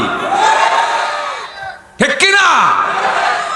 কারণ নামাজ না পড়লে আল্লাহ তাআলা জাহান্নামের এই গাই নামক গর্তের মধ্যে ঢুকাবে। কষ্ট পাচ্ছেন নাকি? অধিকাংশ নেতাগুলো আজকে নামাজি না বেনামাজি? নামাজি না বেনামাজি? যে নেতা আপনাকে নামাজের দিকে ডাকে না, সে নেতা কিসের নেতা? কিসের নেতা সে? একজন কইছে ছেঁড়া খেতা, শুধু আমি ওয়াজ পারি নাকি? খুব সুন্দর কথা বলছেন আপনারা, আমি খুবই খুশি, আলহামদুলিল্লাহ। উপজেলার নাম কি? হালুয়া কই খাওয়ালেন না তো? হ্যাঁ, মনে নাই? হালুয়া, রাসূল হালুয়া খেয়েছেন দাঁত ভাঙ্গার আগে না পরে? বলেন বলেন, পরে। হালুয়া খাওয়া সুন্নত, খুব মানে, দাঁত ভাঙ্গা সুন্নত মানতে চায় না, আছে না নাই? রাসূল হালুয়া খেয়েছেন তখন যখন তিনি শক্ত খাবার মুখে নিতে পারেন নাই। দাঁত ভেঙ্গে দিয়েছে কাফেররা তার। সেই নেতৃত্ব আমরা মানব যে নেতৃত্বের নেতা নিজে মার খায়। আর আমার দেশের নেতৃত্বে কিছু আছে, বলে যত রক্ত লাগে দেব, প্রয়োজনে লোক পাঠাবো, আমি যাব না। আছে না নাই? ওই সমস্ত নেতার দরকার নাই। রাসূল নিজের সামনে গিয়ে নিজে আগে মার খেয়েছেন। সুবহানাল্লাহ বলবেন না? যুদ্ধের ময়দানে সাহাবীরা রান্না বান্না করবে, রাসূল বলেন রান্না প্রস্তুত করো। রান্না প্রস্তুত করা হচ্ছে। কে কোন দায়িত্ব পালন করবে? হুজুর আমি গোশতের ডিপার্টমেন্টে আছি, আমি রান্না বান্নায় আছি, আমি তরকারি কুটবো। রাসূল বলেন তোমরা তো আমার কোনো দায়িত্ব দিলে না। আমার দায়িত্ব? হুজুর আপনাকে দায়িত্ব দেওয়া যায় কেন? আমি তো দায়িত্ব পালন করতে চাই। একটা কাজ বাদ আছে, কি? ওই যে কাঠ সংগ্রহ করতে হবে, কাঠ সংগ্রহের দায়িত্ব আমি নিলাম। জোরে বলে সুবহানাল্লাহ। সবচেয়ে কঠিন দায়িত্ব কোনটা বলেন তো? এটাই হচ্ছে নেতৃত্ব। আল্লাহু আকবার। উহুদ যুদ্ধের ময়দান টকবক করছে, পুরা উত্তপ্ত অবস্থা উহুদের ময়দান। মুনাফিকরা সব পালায় গেছে। ওরা নামাজ পড়ে, কিন্তু মুনাফিকরা নামাজ পড়ে না। নামাজ পড়েছে, রাসূলের পিছনে নামাজ পড়েছে, চোখের পানি ফেলে ফেলে কেঁদেছে। উহুদ যুদ্ধের দিন কয় মুহাম্মদ, হে আল্লাহ রাসূল, ওদের সংখ্যা কত? কে 3000। আমাদের সংখ্যা কত? 1000। যাব না, এই অসম যুদ্ধে যাব না। রাসূল বলেন তোরা যারা যারা যাবি না মাইনাস হ। সব মুনাফিক চিহ্নিত হয়ে গেল। নামাজে না জিহাদে? নামাজে না জিহাদে? ময়দানে মুনাফিক চেনা যায়, নামাজে চেনা যায় না। বাস মাইনাস হয়ে গেল। রাসূল তিনি উহুদের প্রান্তরে পৌঁছে গেলেন। আম্মা জান আয়েশাও সাথে আছেন। রাসূল বউকে ছাড়া কোথাও যেতেন না, বউকে সাথে নিয়ে চলা সুন্নাহ। বলি আলহামদুলিল্লাহ। অন্যের বউ না, কিন্তু নিজের বউ, এটা যেন মনে থাকে। আবার আমার নবীজি উহুদ প্রান্তরে পৌঁছে গেলেন, যুদ্ধ শুরু হয়ে যাচ্ছে। আমার নবীজি 50 জন তীরন্দাজকে উঁচু একটা পাহাড়ের চূড়ায় তাদেরকে রেখে দিয়ে বললেন, শোনো সাহাবীরা, এই জায়গায় দাঁড়িয়ে থাকবে, চিকন এই গলিপথ আছে, এই দিক দিয়ে শত্রু অতর্কিত হামলা চালাতে পারে, এদেরকে শুধু তোমাদের মোকাবেলা করার দায়িত্ব। আমার পরবর্তী হুকুম না আসা পর্যন্ত তোমরা এই স্থান ত্যাগ করতে পারবে না। স্পষ্ট করে দিলেন। যুদ্ধ শুরু হয়ে গেছে, মুসলমানদের প্রায় বিজয় নিশ্চিত হয়ে গেছে, যুদ্ধ থেমে গেছে। কিন্তু এই 50 জন তীরন্দাজ ভুলে গেছেন যে রাসূল তাদেরকে বলেছেন তোমরা এই স্থানটা ত্যাগ করবে না। যুদ্ধ শেষ হয়েছে মনে করে সেই স্থানটা তারা ত্যাগ করে ফেলেছেন। ঠিক ওই মুহূর্তে কুরাইশদের একটা দল, একটা গ্রুপ ওই চিকনগুলি পথ দিয়ে তারা অতর্কিত হামলা চালিয়ে দিয়েছে। তার মূল লক্ষ্য ছিলেন মুহাম্মদ সাল্লাল্লাহু আলাইহি ওয়াসাল্লাম। তারা টার্গেট করেছে যেমন করে হোক রাসূলকে আমরা দুনিয়া থেকে বিদায় করব, মুহাম্মদ বিন আব্দুল্লাহকে দুনিয়া থেকে বিদায় করব। চতুর্দিক থেকে বৃষ্টির মতো তীর মারা শুরু হয়ে গেছে। সাহাবায়ে কেরাম টের পেলেন। 10 জন সাহাবী নবীর সামনে দাঁড়িয়ে বলছেন, ইয়া রাসূলুল্লাহ, তরবারি ধরার পর্যন্ত সময় পেলাম না, কিন্তু হুজুর আপনি চিন্তা করবেন না, যত আঘাত, যত রক্ত ঝরানো, আমাদের শরীর থেকে রক্ত ঝরবে, আপনার গায়ে চুল পরিমাণ আমরা আঁচড় লাগাতে দেব না। চতুর্দিকে প্রাচীরের মতো দাঁড়িয়ে গেছেন। তীরগুলো কারো মাথায় লাগে, কারো হাতে লাগে, কারো পিঠে লাগে, কারো বুকে লাগে, কারো পায়ে লাগে। এক সাহাবীর চোখের মধ্যে তীর ঢুকে গেছে। আমার নবীজি দেখতে পেলেন। নবীজি দেখতে পেয়ে বলছেন, কাদাদা আমার দিকে আগায় আসো। রাসূল তাকে কাছে টেনে নিলেন। চোখের মধ্যে থেকে সেই চোখটা যখন পড়ে গেছে, হাতের তালুতে লেগে আছে, রাসূল হাতের তালু থেকে সেই চক্ষুটা হাতের মধ্যে নিয়ে চোখের জায়গায় আস্তে করে লাগায়া দিলেন, মুখের থুতু লাগায়া দিলেন, আগের চোখের চেয়েও আরো সুন্দর চোখে রূপান্তরিত হয়ে গেল। মুআজিজা প্রকাশ পেয়ে গেছে। কিন্তু শেষ পর্যন্ত দেখা গেল 10 জন সাহাবীর কেউ বেঁচে নাই, সব শাহাদাত বরণ করেছেন। নবীজি সম্পূর্ণ একাকী পড়ে গেলেন। কাফেররা কাছাকাছি চলে আসছে, কিন্তু খুব কাছে আসার সাহস পাচ্ছে না। কয়েকজন কাফের হাতের মধ্যে পাথর নিয়েছে। নবীজির মাথায় সেদিন টুপি ছিল না, পাগড়ি ছিল না, নবীর মাথায় সেদিন ছিল হেলমেট। হেলমেটে আবৃত নবীজির মাথা ছিল, লৌহ বর্ম পড়া ছিল, হাতে তরবারে ছিল লোহার বর্ষা ছিল, ঘোড়ার পিঠে ছিলেন মুহাম্মদ সাল্লাল্লাহু আলাইহি ওয়াসাল্লাম। আমার নবীজি সেই জায়গায় তিনি যখন সম্পূর্ণ একাকী হয়ে গেলেন, দূর থেকে একটা পাথর মেরে দিল। সেই পাথরটা সোজা এসে নবীজির কপাল বরাবর যখন সেই হেলমেটের উপরে যখন লেগে গেল, হেলমেটের ভিতরে থাকে চিকন লোহার ফলা। চিকন লোহার ফলাটা নবীর কপালের মধ্যে গেঁথে গেল। কপালে থাকে শক্ত হাড়, সেই হাড়ের মধ্যে যখন লোহার ফলা যখন ঢুকে গেছে, আবার নবীজির মাথা চক্কর মেরে ঘুরে উঠছে। আরেকটা আঘাত মেরে দিয়েছে নবীজির গাল বরাবর। শিরস্ত্রাণের চিকন ফলা নবীর গালের মধ্যে ঢুকে গেছে। আরেকটা লোহা কপালে ঢুকছে, গালের মধ্যে ঢুকেছে। আরেকটা আঘাত যখন নবীজির মুখ বরাবর মেরে দেওয়া হলো, নবীজির সামনের সুন্দর দুটা দাঁত সঙ্গে সঙ্গে ভেঙ্গে পড়ে গেছে। বাকি জীবন, উহুদের দিন থেকে শুরু করে বাকি জীবন আমার নবীজির সামনের দুটা দাঁত ভাঙ্গাই ছিল। আমার নবীজি মুখ থুবড়ে জমিনে পড়ে গেলেন। নবীজি মুখ থুবড়ে যখন পড়ে গেছেন, থোকা থোকা রক্ত চতুর্দিক থেকে পড়ে আসে। চতুর্দিকে কাফেররা গুজব রটিয়ে দিয়েছে, কুতিলা মুহাম্মদ, কুতিলা মুহাম্মদ।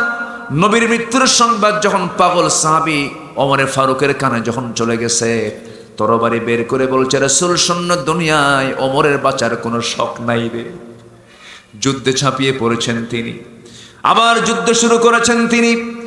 সাইয়েদনা আলী মনে মনে চিন্তা করছেন, না না, রাসূল মারা যেতে পারেন না, কারণ দিনের ফাংশন তো এখনো বাদ আছে, এখনো দিন বিজয়ী হয় না, রাসূল তো এখনো মারা যেতে পারেন না। তিনি তন্ন তন্ন করে খুঁজতেছেন। খুঁজতে গিয়ে দেখেন আমার নবীজি উহুদের ময়দানে একটা গর্তের মধ্যে তিনি উপুর হয়ে পড়ে আছেন। সোজা করে দিলেন, চেহারা চেনা যায় না, রক্তরঞ্জিত আমার রাসূল।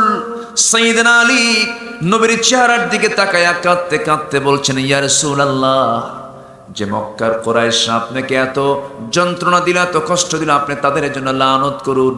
রাসূল বলছেন, ওরে আলী, তুমি আমাকে যে কথাটা বলছো, আমি লানতের জন্য দুনিয়াতে আসি নাই, তবে একটা কথা জেনে রেখে দিও আলী, যে জমিনে বিশ্বনবীর দেহ থেকে রক্ত ঝরেছে, বেশি দিন দূরে নয় আলী, এই জমিনেই দেখতে পাবে আল্লাহর দিন কায়েম হয়ে গেছে।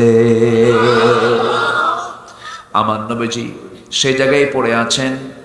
সাইয়েদনা আলী বর্ণনা দুইটা পাওয়া যায়, কেউ বলেছেন তালহা বিন উবাইদিল্লাহ, কেউ বলেছেন আলী। রাসূলকে সেই জায়গা থেকে কোলের মধ্যে উঠায় নিলেন, দূর মেরে তাকে নিয়ে চলে গেলেন।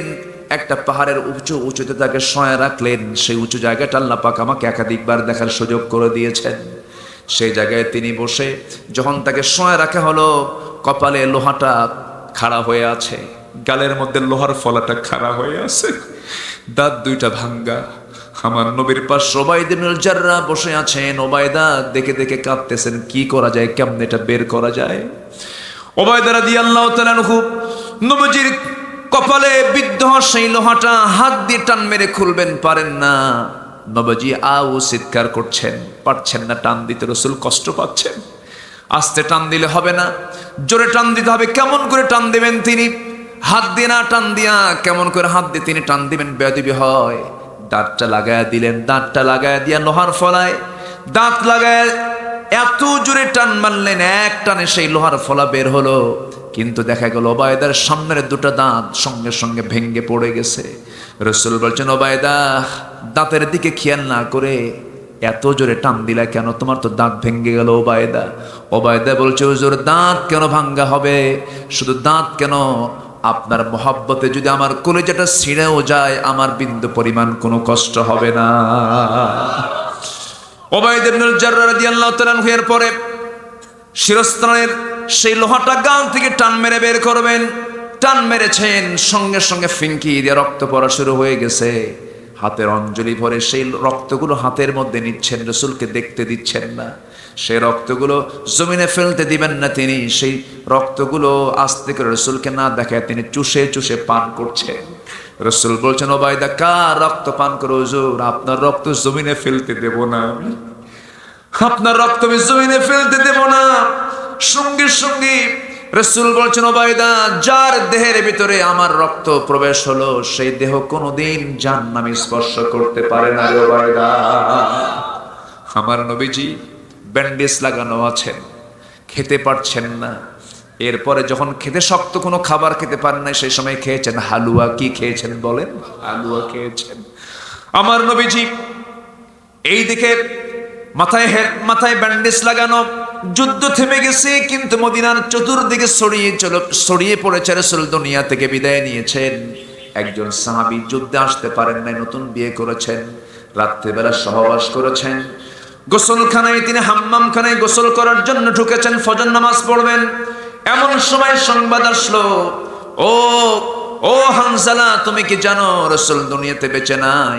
ফরজ গোসল বাদ দিলেন, ফজর নামাজ বাদ দিলেন। দুটা ফরজ কাজ, ফরজ গোসল ফরজ, এরপরে ফজর নামাজটা ফরজ। দুই ফরজ বাদ দিয়া স্ত্রীর সামনে দাঁড়িয়ে বলছি, স্ত্রী আমাকে আমার হাতে তরবারি তুলে দাও, যুদ্ধে গেলাম।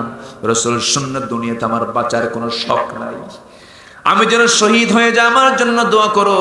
ও আমার স্ত্রী, তোমার সঙ্গে আমার অবশ্যই দেখা হবে জান্নাতের সিঁড়িতে। জোরে করুন সুবহানাল্লাহ। চলে গেছেন যুদ্ধের ময়দানে, যুদ্ধ করতে করতে হানজালাও শহীদ হয়ে গেছেন। সবার লাশ খুঁজে খুঁজে পাওয়া যায়। রাসূল বললেন, আমার চাচার লাশটা কোথায় দেখো তো। বলা হলো, হুজুর ওই যে মাঝখানে পড়ে আছে, হাত কাটা পা কাটা, হাত কাটা পা কাটা, চোখ তোলা, নাক কাটা, কান কাটা, চেনা যায় না।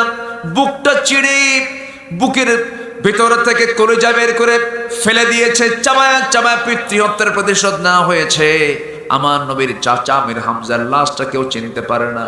রাসূল বলছেন, সমস্ত অঙ্গগুলো এক জায়গায় করো, দেখো তো আমার আব্দুল্লাহর লাশটা কোথায়। হুজুর আব্দুল্লাহর লাশটাও চেনা যায় না। রাসূল বলেন, এই আব্দুল্লাহর লাশ আর আমার চাচা আমির হামজার লাশ তোমরা দুই কবরে দাফন করবে না, এক কবরে দাফন করে দাও। তারা একসঙ্গে উঠে আল্লাহর সামনে দাঁড়িয়ে বলবে, আল্লাহ তোমার জন্য কাফেররা আমার নাক কেটে নিয়েছে, তোমার খুশির জন্য আমার কান কেটে নিয়েছি, তোমার খুশির জন্য আজকে রক্তমাখা দেহ নিয়ে তোমার সামনে হাজির হয়েছি। আল্লাহ বলবেন, সত্য সাক্ষ্য দিয়েছ বান্দা, আজকে তোমার কোনো হিসাব নাই, তুমি সরাসরি জান্নাতে চলে যাও, কোনো বাধা নাই। জোরে বলুন সুবহানাল্লাহ। আমার নবীজি ওহদের ময়দানে দাঁড়ানো, মদিনার রাস্তা থেকে এক মহিলা পর্দা করে বোরকা পরে এসে রাসূলের সামনে দাঁড়িয়ে বলছে, হুজুর আমার স্বামী হানজালা যুদ্ধে চলে আসছে, তার গোসলটা কিন্তু ফরজ বাদ আছে, ফরজ গোসল কিন্তু হয় নাই। তন্ন তন্ন করে খুঁজে পাওয়া যায় না। আমার নবীজি খুঁজতেছেন, কিছুক্ষণ পর জিবরিল আমিন এসে বলছেন, ইয়া রাসূলুল্লাহি টেনশন করবেন না, হানজালার ফরজ গোসল সম্পন্ন করানোর জন্য আল্লাহ রাব্বুল আলামিন দুনিয়ার পানির বাজেট নয়, জান্নাতের পানির বাজেট পাস করেছেন। জোরে কোন সুবহানাল্লাহ। রাসূল জানাজা পড়াচ্ছেন, জানাজা শেষ হয়ে গেছে। রাসূল বলছেন, দেখো আমার হানজালার লম্বা লম্বা চুল দিয়ে এখনো জান্নাতের পানিগুলো টপ টপ করে পড়তেছে। আমার ভাইরা, আমার বন্ধুগণ, সেই জান্নাত পাওয়ার জন্য সাহাবীরা কত ত্যাগ স্বীকার করেছেন, কত স্যাক্রিফাইস করেছেন। নামাজ পড়লে জান্নাত পাবো এটাও ঠিক, কিন্তু নামাজ পড়লাম কিন্তু দিন কায়েমের প্রয়োজনে আমার জীবনকে উৎসর্গ করার চিন্তা করলাম না। এই নামাজ আমাকে জান্নাত নেবে না জাহান্নাম নেবে? জাহান্নাম নিয়ে নেবে। দুই দিকে আমাকে আপনাকে কাজ করতে হবে। জমিনটা কার? আসতে বলবেন না কার? এই জমিনে থাকতে হবে কার বিধান? আসতে বলবেন না কার বিধান? এই জমিনে কি আল্লাহর বিধান এখন আছে নাকি? আল্লাহর বিধান যদি থাকতো মদের বোতল কি পাওয়া যেত? সুদের কারবার কি দেখা যেত? বেহায়াপনা কি দেখা যেত? মেয়েরা বলতেছে থাকবো না কো, বদ্ধ করো, বদ্ধ করে দেখাবো এবার জগৎটাকে। দেখছেন, থাকবো না কো, বদ্ধ করে দেখাবো এবার জগৎটাকে। মানে সে শুধু নিজে তার স্বামীকে দেখাবে না, গোটা জগৎকে দেখাবে। এখন গোটা দুনিয়াতে সব জায়গায় হাটে ঘাটে মাঠে পুরুষ বেশি দেখা যায় না মহিলা বেশি দেখা যায়? কে বেশি দেখা যায়? মহিলা। কিন্তু পুরুষ বাইরে থাকবে, মেয়েরা ভিতরে থাকবে। এটা হচ্ছে ইসলামের সিস্টেম, ইসলামের পদ্ধতি। এটা আজকে তার সোজা না উল্টা? সোজা। মার্কেটে পুরুষ বেশি না মহিলা বেশি? মহিলা বেশি। মার্কেটিং করতে যায়, স্বামীকে এক ধমক করে কায়েদ করে ধরে। স্বামীকে বলে তুমি কি মার্কেট বুঝো? থাকো। মার্কেটে চলে যায়, ঢং ঢং করে মার্কেটে গিয়ে মার্কেটিং করছে। দোকানদারের সামনে গিয়ে ঠ্যাঙের পর ঠ্যাং তুলে দিয়ে বসে বলে, ভাইয়া একটা শাড়ি দেখানো যাবে কি? ভাষাগুলো দেখছে। দোকানদার শাড়ি একখান বের করে নিজের গায়ে লটকা দিয়ে বলে, আপা এই শাড়ি কিন্তু আপনাকে দারুণ মানাবে। ওটা আরেক বদমাইশ। আছে না নয়?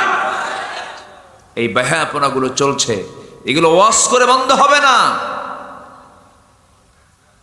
এগুলো নসিহত করে বন্ধ হবে না। সুদ, জেনা, ব্যভিচার, বেপর্দা, বেহায়াপনা ওয়াজ করে যদি বন্ধ হতো, দেশে ওয়াজ কম হয় না। এগুলো বন্ধ করার জন্য নির্দিষ্ট আইন দরকার, ফর্মুলা দরকার, বিধান দরকার। কষ্ট পাচ্ছেন? আলোচনা চালাই না দোয়া করে? এক ভাগ সমস্ত সৃষ্টির মধ্যে দিয়েছ, কিন্তু একটা প্রশ্ন। কি প্রশ্ন? এবার তিনি বলছেন, আল্লাহ এত দয়া মায়া থাকার পরও তুমি বান্দার জন্য কেন জাহান্নাম বানাইলা? কি বানাইছো? আজ বলেন তো, এই প্রশ্ন কোন নবী করতে পারে? দেখছেন? আল্লাহু আকবার। হুজুর আমি আর অস্টস করবো না, এখন সবাই জানে।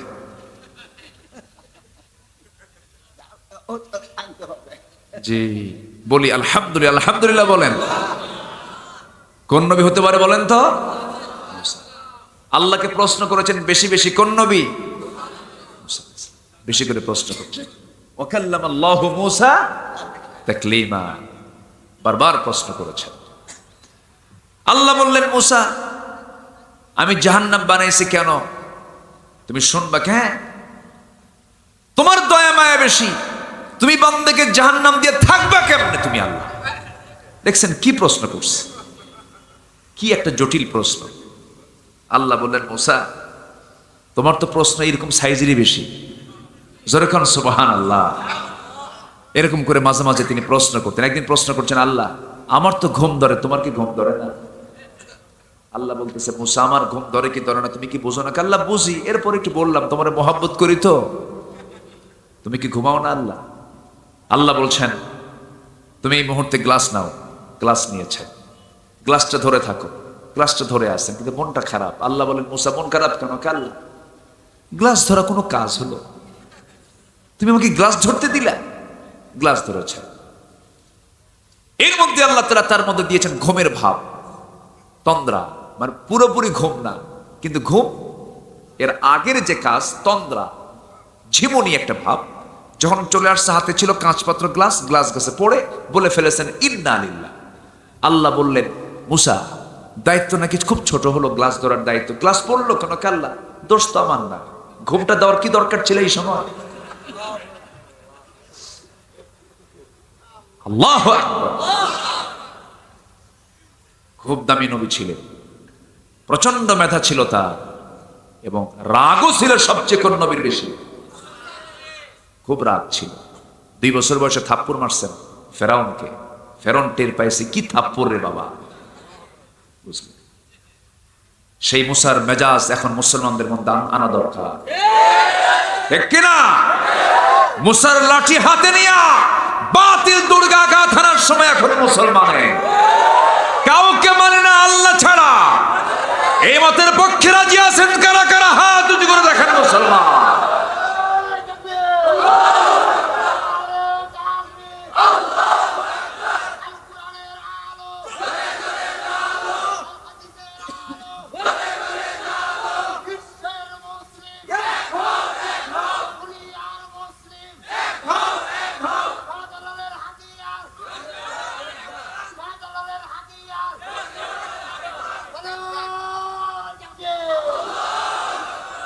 আল্লাহ কবুল করুন, জোরে বলে আমিন। সম্মানিত ভাইয়েরা, মুসা আলাইহিস সালাতু ওয়াস সালাম একদিন বলছেন, আল্লাহ আরেকটা প্রশ্ন করি। কি প্রশ্ন? প্রশ্ন হলো, আমার খুব শখ হচ্ছে আল্লাহ, এই মুহূর্তে এই দুনিয়ায় সবচেয়ে খারাপ লোকটাকে? আল্লাহ বলেন, তুমি এখানে দাঁড়াও। দাঁড়াইছে। একটা লোক এদিক দিয়ে হেঁটে আসবে, তার সঙ্গে একটা ছেলে থাকবে, এই লোকটা সবচেয়ে খারাপ। উনি দেখলেন, এরপরে বলছে আল্লাহ আমার প্রশ্ন কিন্তু অর্ধেক হয়েছে, আর অর্ধেকটা বাদ আছে। কি প্রশ্ন বলো? আর কি? আমি একটু দেখতে চাচ্ছি পৃথিবীতে এই মুহূর্তে সবচেয়ে ভালো লোকটা কোনটা। কে তুমি দাঁড়াও, ওই দিক থেকে বিকালবেলা একটা লোক আসবে, সে হচ্ছে পৃথিবীর সবচেয়ে শ্রেষ্ঠ আমার পছন্দের বান্দা। বিকেলবেলা দেখে যে লোক সকালে গেছে, বিকেলবেলা ওই লোকটাই আসতেছে। এবার আল্লাহকে বলছেন আল্লাহ বুঝি নাই কিছু, একটু বুঝাও। মুসা আলাইহিস সালাতু ওয়াস সালাম আল্লাহর সঙ্গে এরকম করে মজা করে কথা বলতেন। যে লোকটা সকালবেলা খারাপ হলো, সে লোকটা আবার বিকেলবেলা কেমনে ভালো হয়, আল্লাহ আমাকে বুঝাও। ভিতরে কিছু রহস্য আছে না নাই? আসতে বলবেন না, আছে না নাই? সে রহস্য হলো ইল্লা মান তাবা, যারা তৌবা করে, যারা তৌবা করছে। কেমন? একটু লম্বা কথা, কষ্ট হবে না তো?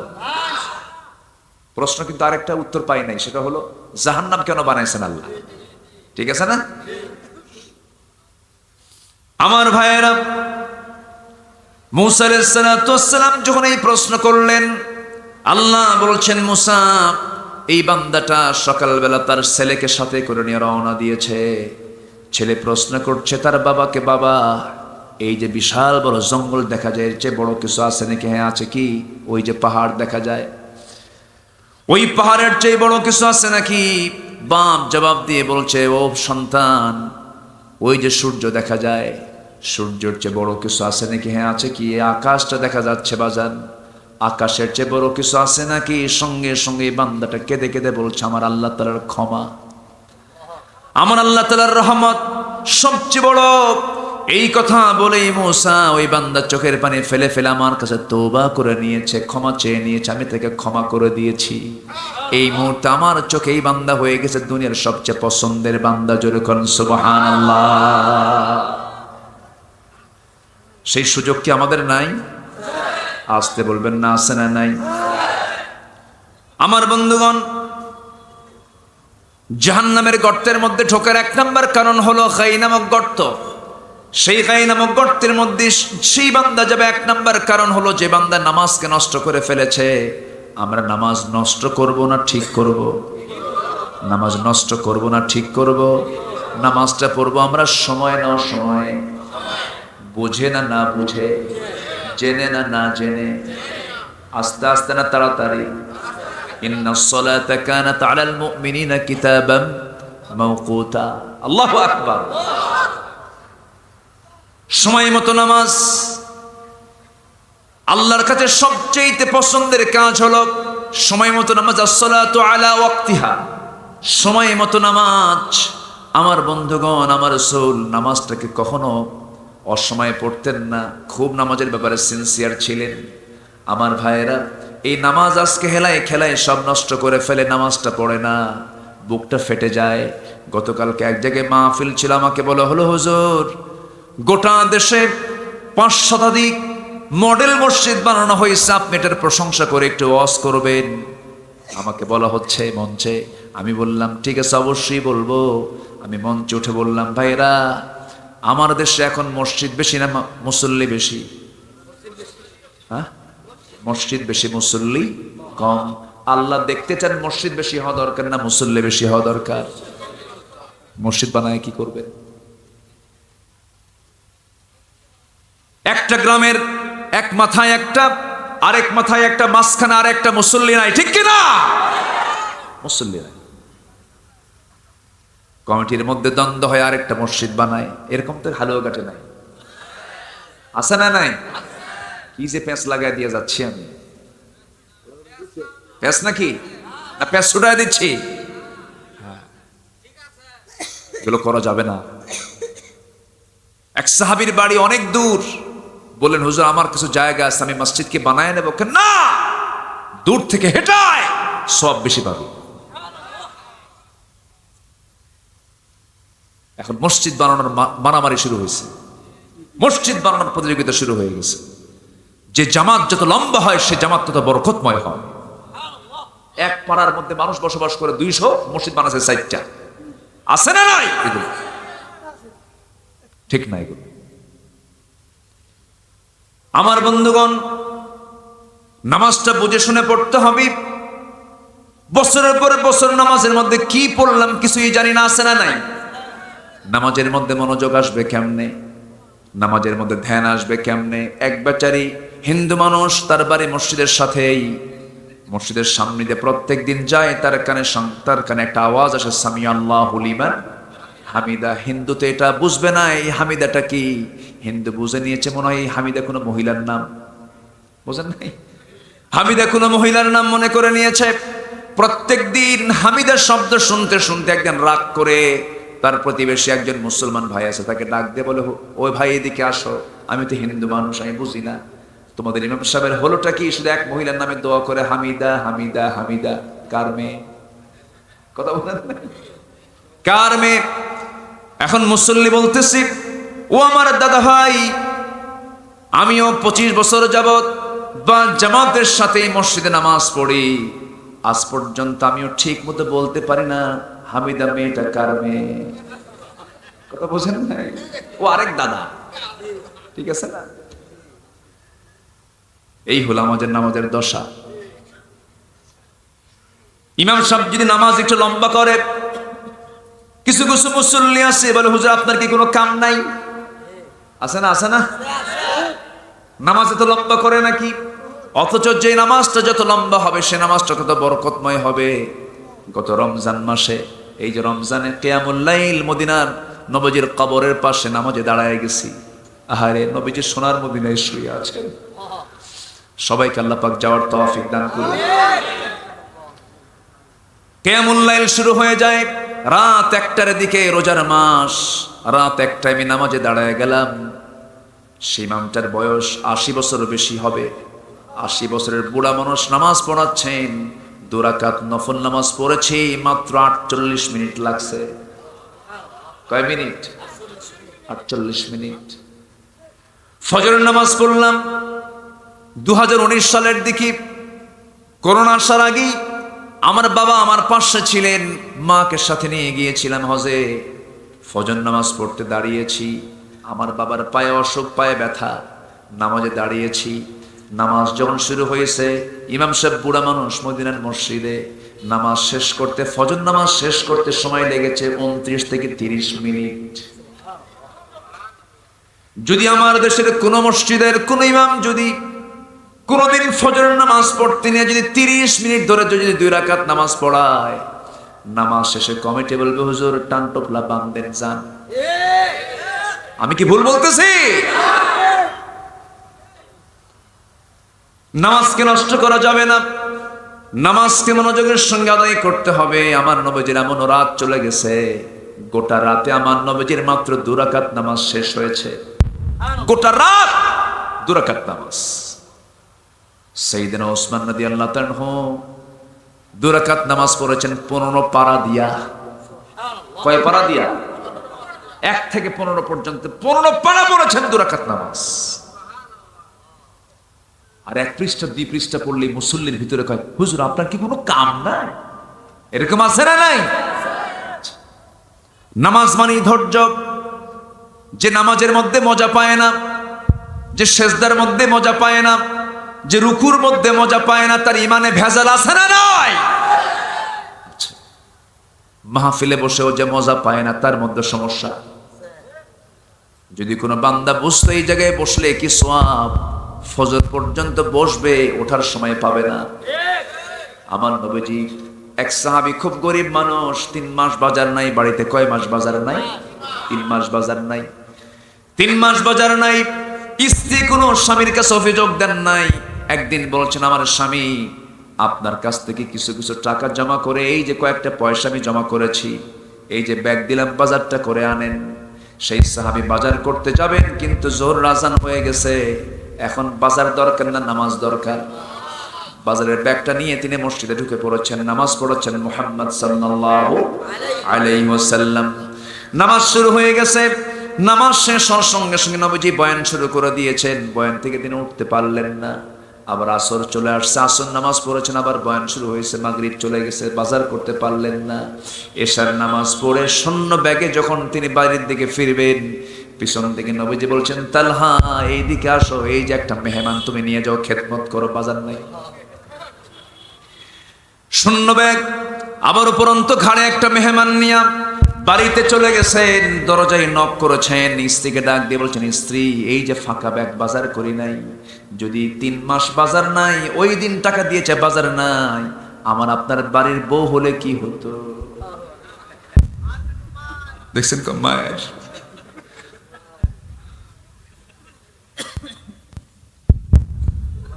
আমার ভাইরা দেখেন কেমন, যেমন স্বামী তেমন স্ত্রী, কি মানুষ তারা ছিলেন, কি ধৈর্যশীল তারা ছিলেন। স্ত্রী আস্তে করে বলছেন, আমার স্বামী বাজার করতে পারেন নাই, ভালো কথা, ব্যাগটা দেন, রেখে দেই, কোনো সমস্যা হয়েছে নাকি? বলেন হ্যাঁ সমস্যা হয়েছে। কি? হুজুরের পয়েন্ট থেকে উঠতে পারি নাই, বাজার করার সুযোগ আমার মেলে নাই, কেমন করে নবীর সামনে থেকে আমি উঠে আসব? কিন্তু আমার স্ত্রী, আমি তো টেনশনে পড়ে যাচ্ছি। কি টেনশন? রাসূল মেহমান দিয়েছেন আমার সাথে, আমি তো না করতে পারি না, মেহমান তো নিয়ে আসলাম, কি খাওয়াবো? কিছুই তো নাই।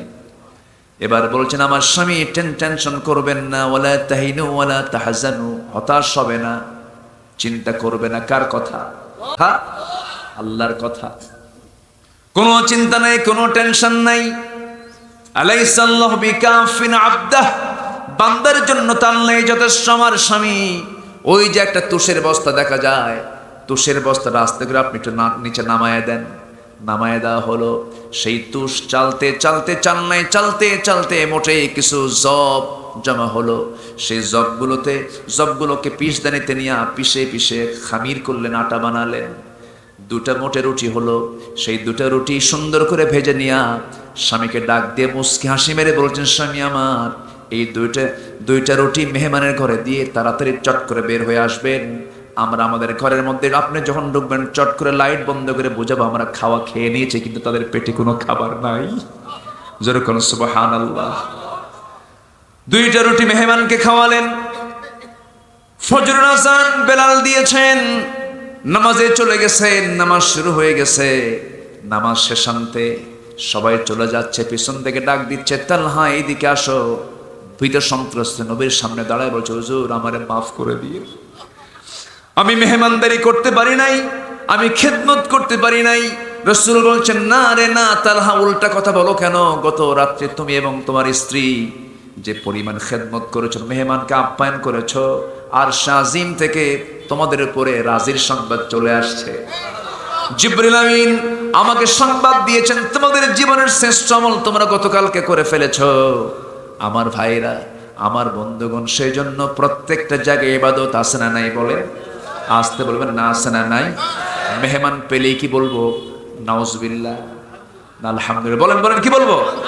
আলহামদুলিল্লাহ। কিছু কিছু বাড়িতে মেহমান দেখলেই চোখ অন্যরকম হয়ে যায়, আছে না নাই? মুখটা ফ্যাকাশে হয়ে যায়। আমার ভাইয়েরা, আমার বন্ধুগণ, কথার তো কোনো থা নাই, বিভিন্ন দিকে লাইন চলে যায়। জাহান্নামে যাওয়ার কয়টা কারণ বলেন? গর্তের মধ্যে ঢোকার কয়টা কারণ?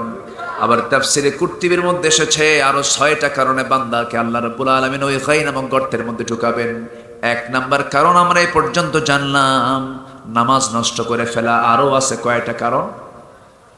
না, কুরতুবী সহযোগ হয়েছে আরো 6টা। আরো কয়টা আছে বলেন?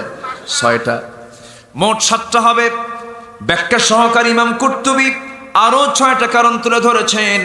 অধিকাংশ মুফাসসিররা তারা এই ব্যাপারে রায় দিয়েছেন। আমার বন্ধুগণ, নাম্বার 2 হলো, কোরআনে বলছেন আল্লাহ রাব্বুল আলামিন, ওয়াত্তাবাউশ শাহাওয়াতি ফাসাউফা ইয়ালকাউনা গাইয়া। নাম্বার 2 হলো, যারা কি করবে? নফসের দাসত্ব করবে, নফস যা চায় তাই করবে। নফসের দাসত্ব করতে গিয়ে কিছু কিছু পাপ হয়, সেই পাপকে 6টা ব্যাখ্যাকারী ইমাম কুরতুবী ব্যাখ্যা করেছেন। আল্লাহ রাব্বুল আলামিন বলেছেন, শর্ট করে ইমাম কুরতুবী এটাকে ব্যাখ্যায় নিয়ে এসেছেন। বলছেন, এই নফসের দাসত্ব করে কিছু কিছু অপকর্ম হয়, যা 6টা খণ্ডে ভাগ করা যায়। নাম্বার 1 হলো, যে জেনাকার জেনা করতে করতে বুড়া হয়ে গেছে, জেনা ছাড়ে না, এমন বুড়া জেনাকার আছে না নাই? আসতে বলবেন না, আছে না নাই? যারা হাদিসের প্রাজ্ঞ, হাদিসের যারা প্রবীণ, তাদেরকে বলা হয় শাইখুল হাদিস। যারা জেনা করতে করতে বুড়া হয়ে গেছে, জেনা ছাড়ে না, ওদেরকে বলা হয় শাইখুজ জানি। শাইখুজ জানি, হাদিস আসছে না? হাদিস আসছে আল্লাহ তাআলা 3 শ্রেণীর দিকে কিয়ামতের দিন তাকাবেন না। এক নম্বর হচ্ছে শাইখুজ জানি, যারা বুড়া জেনাকার, আল্লাহ তাদের দিকে তাকাবেনই না, তাদেরকে কাই নামক গর্তের মধ্যে ঢুকাবেন। নাম্বার 2 হলো মদ খায়া খায়া পাকা হয়ে গেছে, মদ ছাড়ে না, বুড়া হয়ে যায়, মদ ছাড়ে না, আল্লাহ তাআলা কাই নামক গর্তের মধ্যে ঢুকাবেন। যে সুদখোর, সুদ খেতে খেতে পাকা হয়ে গেছে, সুদ ছাড়ে না, আল্লাহ তাআলা তাকে কাই নামক গর্তের মধ্যে ঢুকাবেন। সুদের কারবার তো হালুয়া ঘাটের কোথাও নাই। এই ওঠে কে দেখেন তো, যে উঠবে সেটাই সুদ খায়। বসে দোয়া করে দিই নাকি? হ্যাঁ, আলোচনা চলুক, আলোচনা চলুক। বাহ, এত সুন্দর মানুষ, বলি আলহামদুলিল্লাহ, আরো জোরে আলহামদুলিল্লাহ। হ্যাঁ, কোথায় বাদুর? থাকুক, সমস্যা কি? ওর জায়গায় থাকুক, ওর তো কামই ওই, সমস্যা কি? থাকুক, বাদুর এসেছে। সকল সৃষ্টি অনর্থক না কাজের জন্য? কাজের জন্য।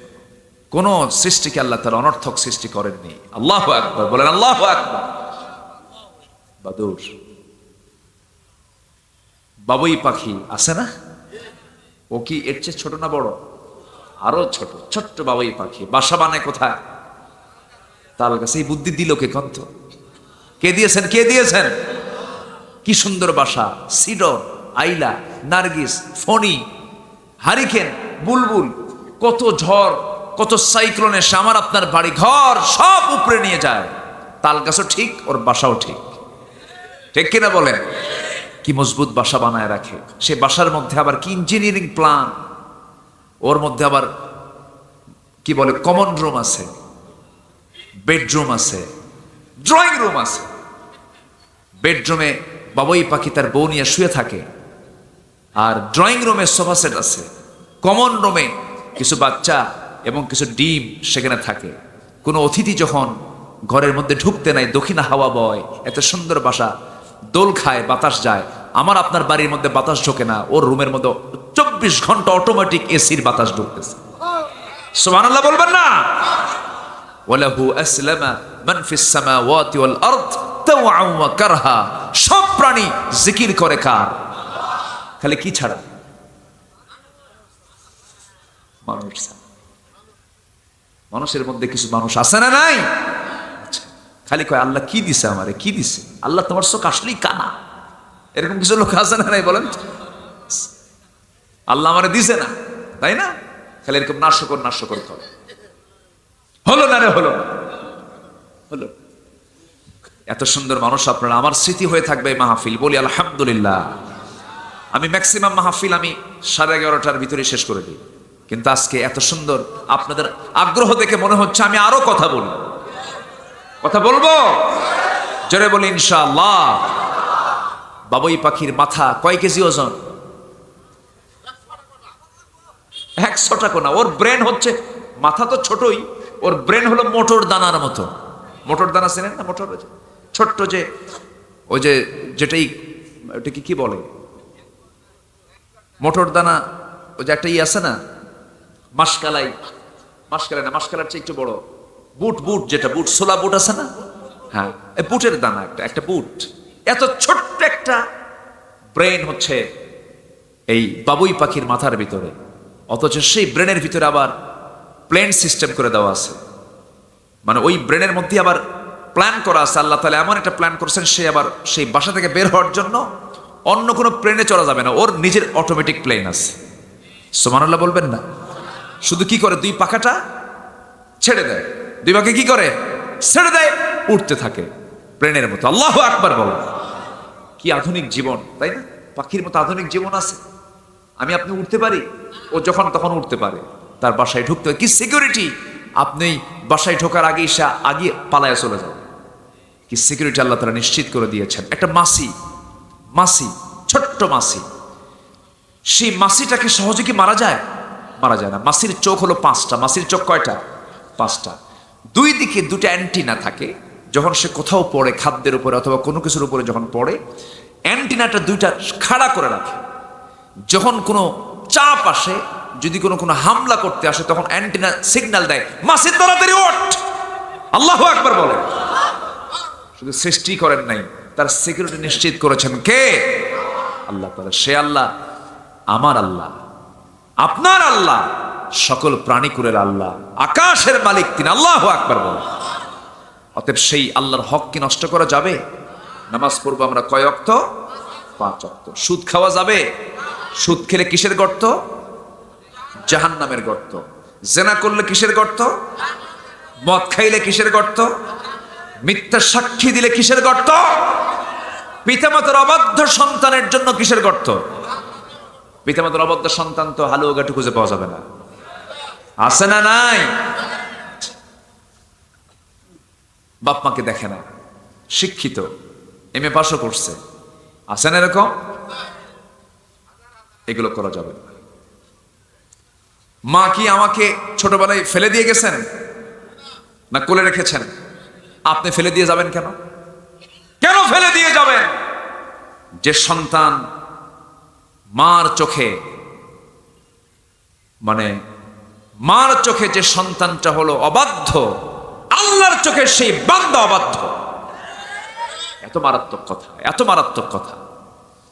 বাপ মা হচ্ছেন এমন একটা মানুষ, এমন একটা পজিশন, বাপ মা খুশি, আল্লাহ খুশি। বাপ মা নারাজ, আল্লাহ নারাজ।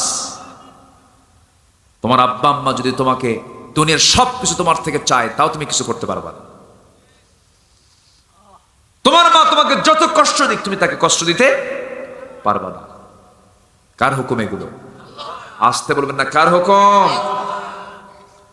আমার ভাইয়েরা, আমার বন্ধুগণ, এরপর আল্লাহ রাব্বুল আলামিন বলছেন, শোনো, ইল্লা মান তাবা ওয়া আমানা ওয়া আমিলা সালিহান ফাউলাইকা ইয়াদখুলুনাল জান্নাহ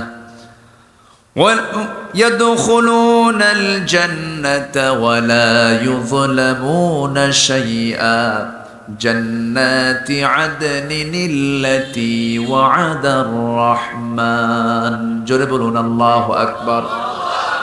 তবে যে বান্দা তওবা করে ফিরে আসবে, এই সমস্ত অপকর্ম যে বান্দা বাদ দেবে, এরপর ঈমান যারা আনবে, আমলে সালেহ যারা করবে, এই 3টা কাজ করলে পরে আমি আল্লাহ তাদেরকে সুন্দর স্থায়ী জান্নাত দিয়ে দেব। জোরে বলি সুবহানাল্লাহ। কার ওয়াদা? আসতে বলবেন না, কার ওয়াদা? আল্লাহর ওয়াদা। আমরা ফেরেশতাদের কাছ থেকে বদদোয়া চাই না, দোয়া চাই। ফেরেশতারা কিন্তু আমাদের জন্য দোয়া করে। কিছু কিছু কাজ আছে যে কাজের জন্য ফেরেশতারা কি করে? দোয়া করে। বাপ মার সেবা যারা করে, ফেরেশতারা তাদের জন্য কি করে বলেন? দোয়া করে। একটু বসেন না ভাই, একটু বসেন। অনেক রাত হয়েছে, আমিও কষ্ট ফিল করছি যে আপনাদের কষ্ট হয়ে যাচ্ছে মনে হয়। একটু বসেন। আমি ধীরে ধীরে দোয়ার দিকে যাব, আস্তে আস্তে দোয়ার দিকে যাচ্ছি ইনশাল্লাহ। শুধু আমি পয়েন্টগুলো শেষ করছি। মুসা আলাইহিস সালাম আল্লাহকে কি বলেছেন? আল্লাহ তুমি কেন কি বানাইছো? জাহান্নাম কেন বানাইছো? শুনছি আমরা, রেজাল্ট তো শুনে নিন, একটু শুনে যাই। বসেন। শফিক ভাই যাচ্ছেন? আপনিও যাচ্ছেন? বসেন। আমি কি আপনাদের কষ্ট দিচ্ছি না তো? আচ্ছা, আমার ভাইয়েরা, ফেরেশতারা সবার সাথে আসে না নাই? এখানেও ফেরেশতা আসে না নাই? আল্লাহ রাব্বুল আলামিন সব বান্দার সঙ্গে ফেরেশতা রেখে দিয়েছেন। পাহারাদার ফেরেশতাগুলো আছে, এই ফেরেশতাগুলো বান্দার জন্য দোয়া করে, সেই দোয়াটা আল্লাহর দরবারে মঞ্জুর হয়ে যায়। যে সমস্ত কাজের জন্য ফেরেশতারা দোয়া করেন, এমন কিছু কাজ আছে 20টা কাজ করলে ফেরেশতারা তাদের জন্য দোয়া করেন। জোরে বলুন সুবহানাল্লাহ। 1 নাম্বার হলো ওযু অবস্থায় যখন কোনো বান্দা ঘুমাতে যায়, ওযু করে ঘুমানো ব্যক্তির উপরে ফেরেশতারা দোয়া করে। জোরে বলুন সুবহানাল্লাহ। নাম্বার 2 হলো নামাজের অপেক্ষায় মসজিদে অবস্থানকারী যারা, তাদের জন্য ফেরেশতারা দোয়া করে। প্রথম কাতারের নামাজি যারা, তাদের জন্য ফেরেশতারা দোয়া করে। কাতারের ডান পাশের মুসল্লিদের জন্য ফেরেশতারা দোয়া করে।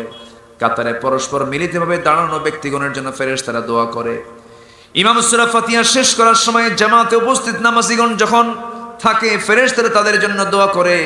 নামাজ জানতে নামাজের স্থানে বসে থাকা ব্যক্তিগণ যখন বসে থাকে নামাজের জায়গায় মুসাল্লায় বসে থাকলে ফেরেশতারা তাদের জন্য দোয়া করে জোরে কোন আল্লাহু আকবার। নাম্বার 8 হলো জামাতের সাথে ফজর নামাজ আসর নামাজ যে ব্যক্তি পড়তে পারে জামাতের সাথে ফেরেশতারা তাদের জন্য দোয়া করে জোরে কোন সুবহানাল্লাহ। নাম্বার 9 হলো কোরআনের যারা খতম দেয়, কোরআনের কি দেয়? কোরআনের কি দেয়? খতম দেয়। এমন সাহাবী আছেন যারা, যে সমস্ত সাহাবীরা 3 দিনে 4 দিনে খতম হয়ে যেত জোরে কোন সুবহানাল্লাহ। আমার ভাইরা, নাম্বার 10 হলো নবীর প্রতি দরুদ যারা পড়ে তাদের জন্য ফেরেশতারা দোয়া করে। এরপরে নাম্বার 11 হলো এমন অনুপস্থিত মুসলমান যাদের জন্য দোয়া করা হয় আল্লাহ তাআলা ফেরেশতারা তাদের জন্য দোয়া করেন। অনুপস্থিত ভাইদের জন্য দোয়া করে এবং তাদের জন্য দোয়া করেন। কল্যাণের পথে যারা ব্যয় করে, যারা আল্লাহর পথে ব্যয় করে ফেরেশতারা তাদের জন্য দোয়া করেন।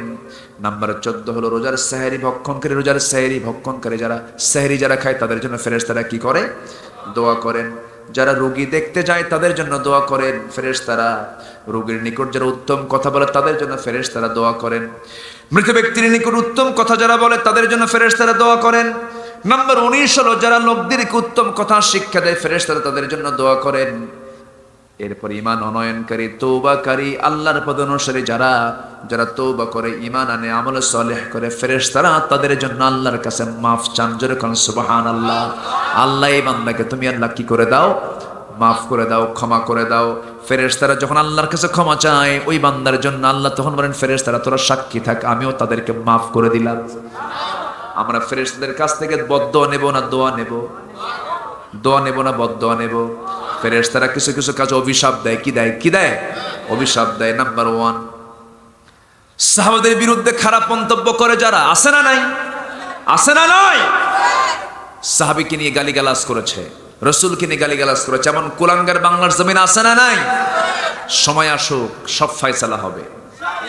জোরে বলি ইনশাআল্লাহ। গাড়ির চাকা এক অবস্থায় থাকে না।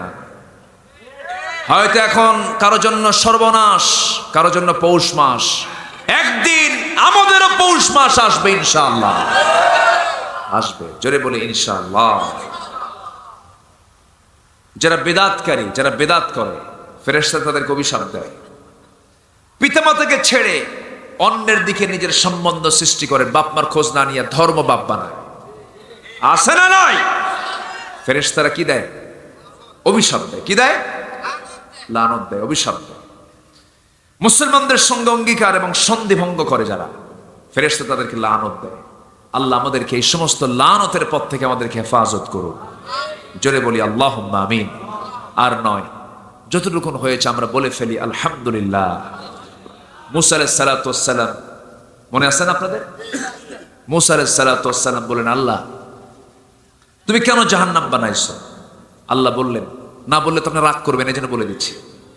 কেন আপনি জাহান্নাম বানালেন? আল্লাহ বলেন, তুমি এই মুহূর্তে গমের কিছু দানা নিয়ে, গমের কিছু বীজ নিয়ে গম ছিটায় দাও জমিতে, গম আবাদ করো। গম আবাদ করলে গম হলো, পাকলো, ফসল, পাকা ফসল। গম কি কাটতে হয় না? কেটে নিয়ে চলে গেছেন বাড়িতে, গোলায় ভরাইছেন, যত্ন করে গমগুলো রাখছেন।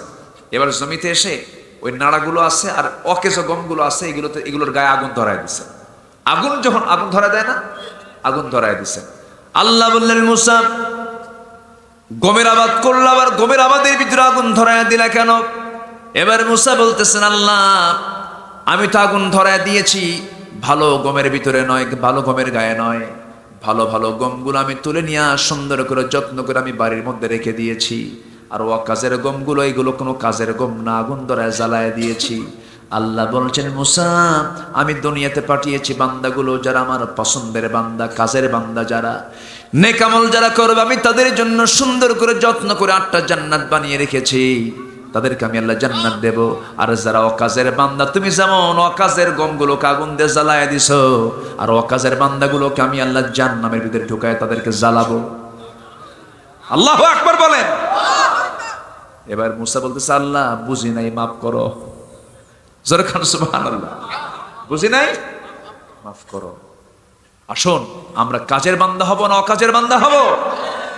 ওয়া আমিলুস সালিহাত ওয়া আমিলা সালিহান। আল্লাহ এই সমস্ত কাজের অনুকূলে, ভালো কাজের অনুকূলে আমাদের জীবনটা সাজানোর তৌফিক দান করুন। এই আশাবাদ কামনা করছি। আমরা এখন দোয়ার দিকে যাচ্ছি। আমরা চাইবো কার কাছে? আসতে বলেন চাইবো আমরা কার কাছে? আল্লাহর কাছে। সবাই নামাজের মতো করে একটু বসি। অনেক দূর দূরান্ত থেকে সদস্য মারা গেছে, হ্যাঁ জি ঘোষণা আছে। জি জি ঠিক আছে, সবাই বসুন, আমরা আল্লাহর কাছে চাবো। আরাফাত জামিয়া মসজিদের উদ্যোগে ইসলাম মহাসম্মেলন 14 নভেম্বর। প্রধান বক্তা হযরত মাওলানা মুফতি ওয়াহিদুল আহমদ গাড়ি সাহেব কমিটি। পূর্ব মাইজপাড়া জামিয়া মসজিদের উদ্যোগে তাফসীরুল কোরআন মাহফিল 9 নভেম্বর। প্রধান বক্তা আবুল বাশার হেলালি সাহেব। আপনাদের সকলেরই দাওয়াত রইল।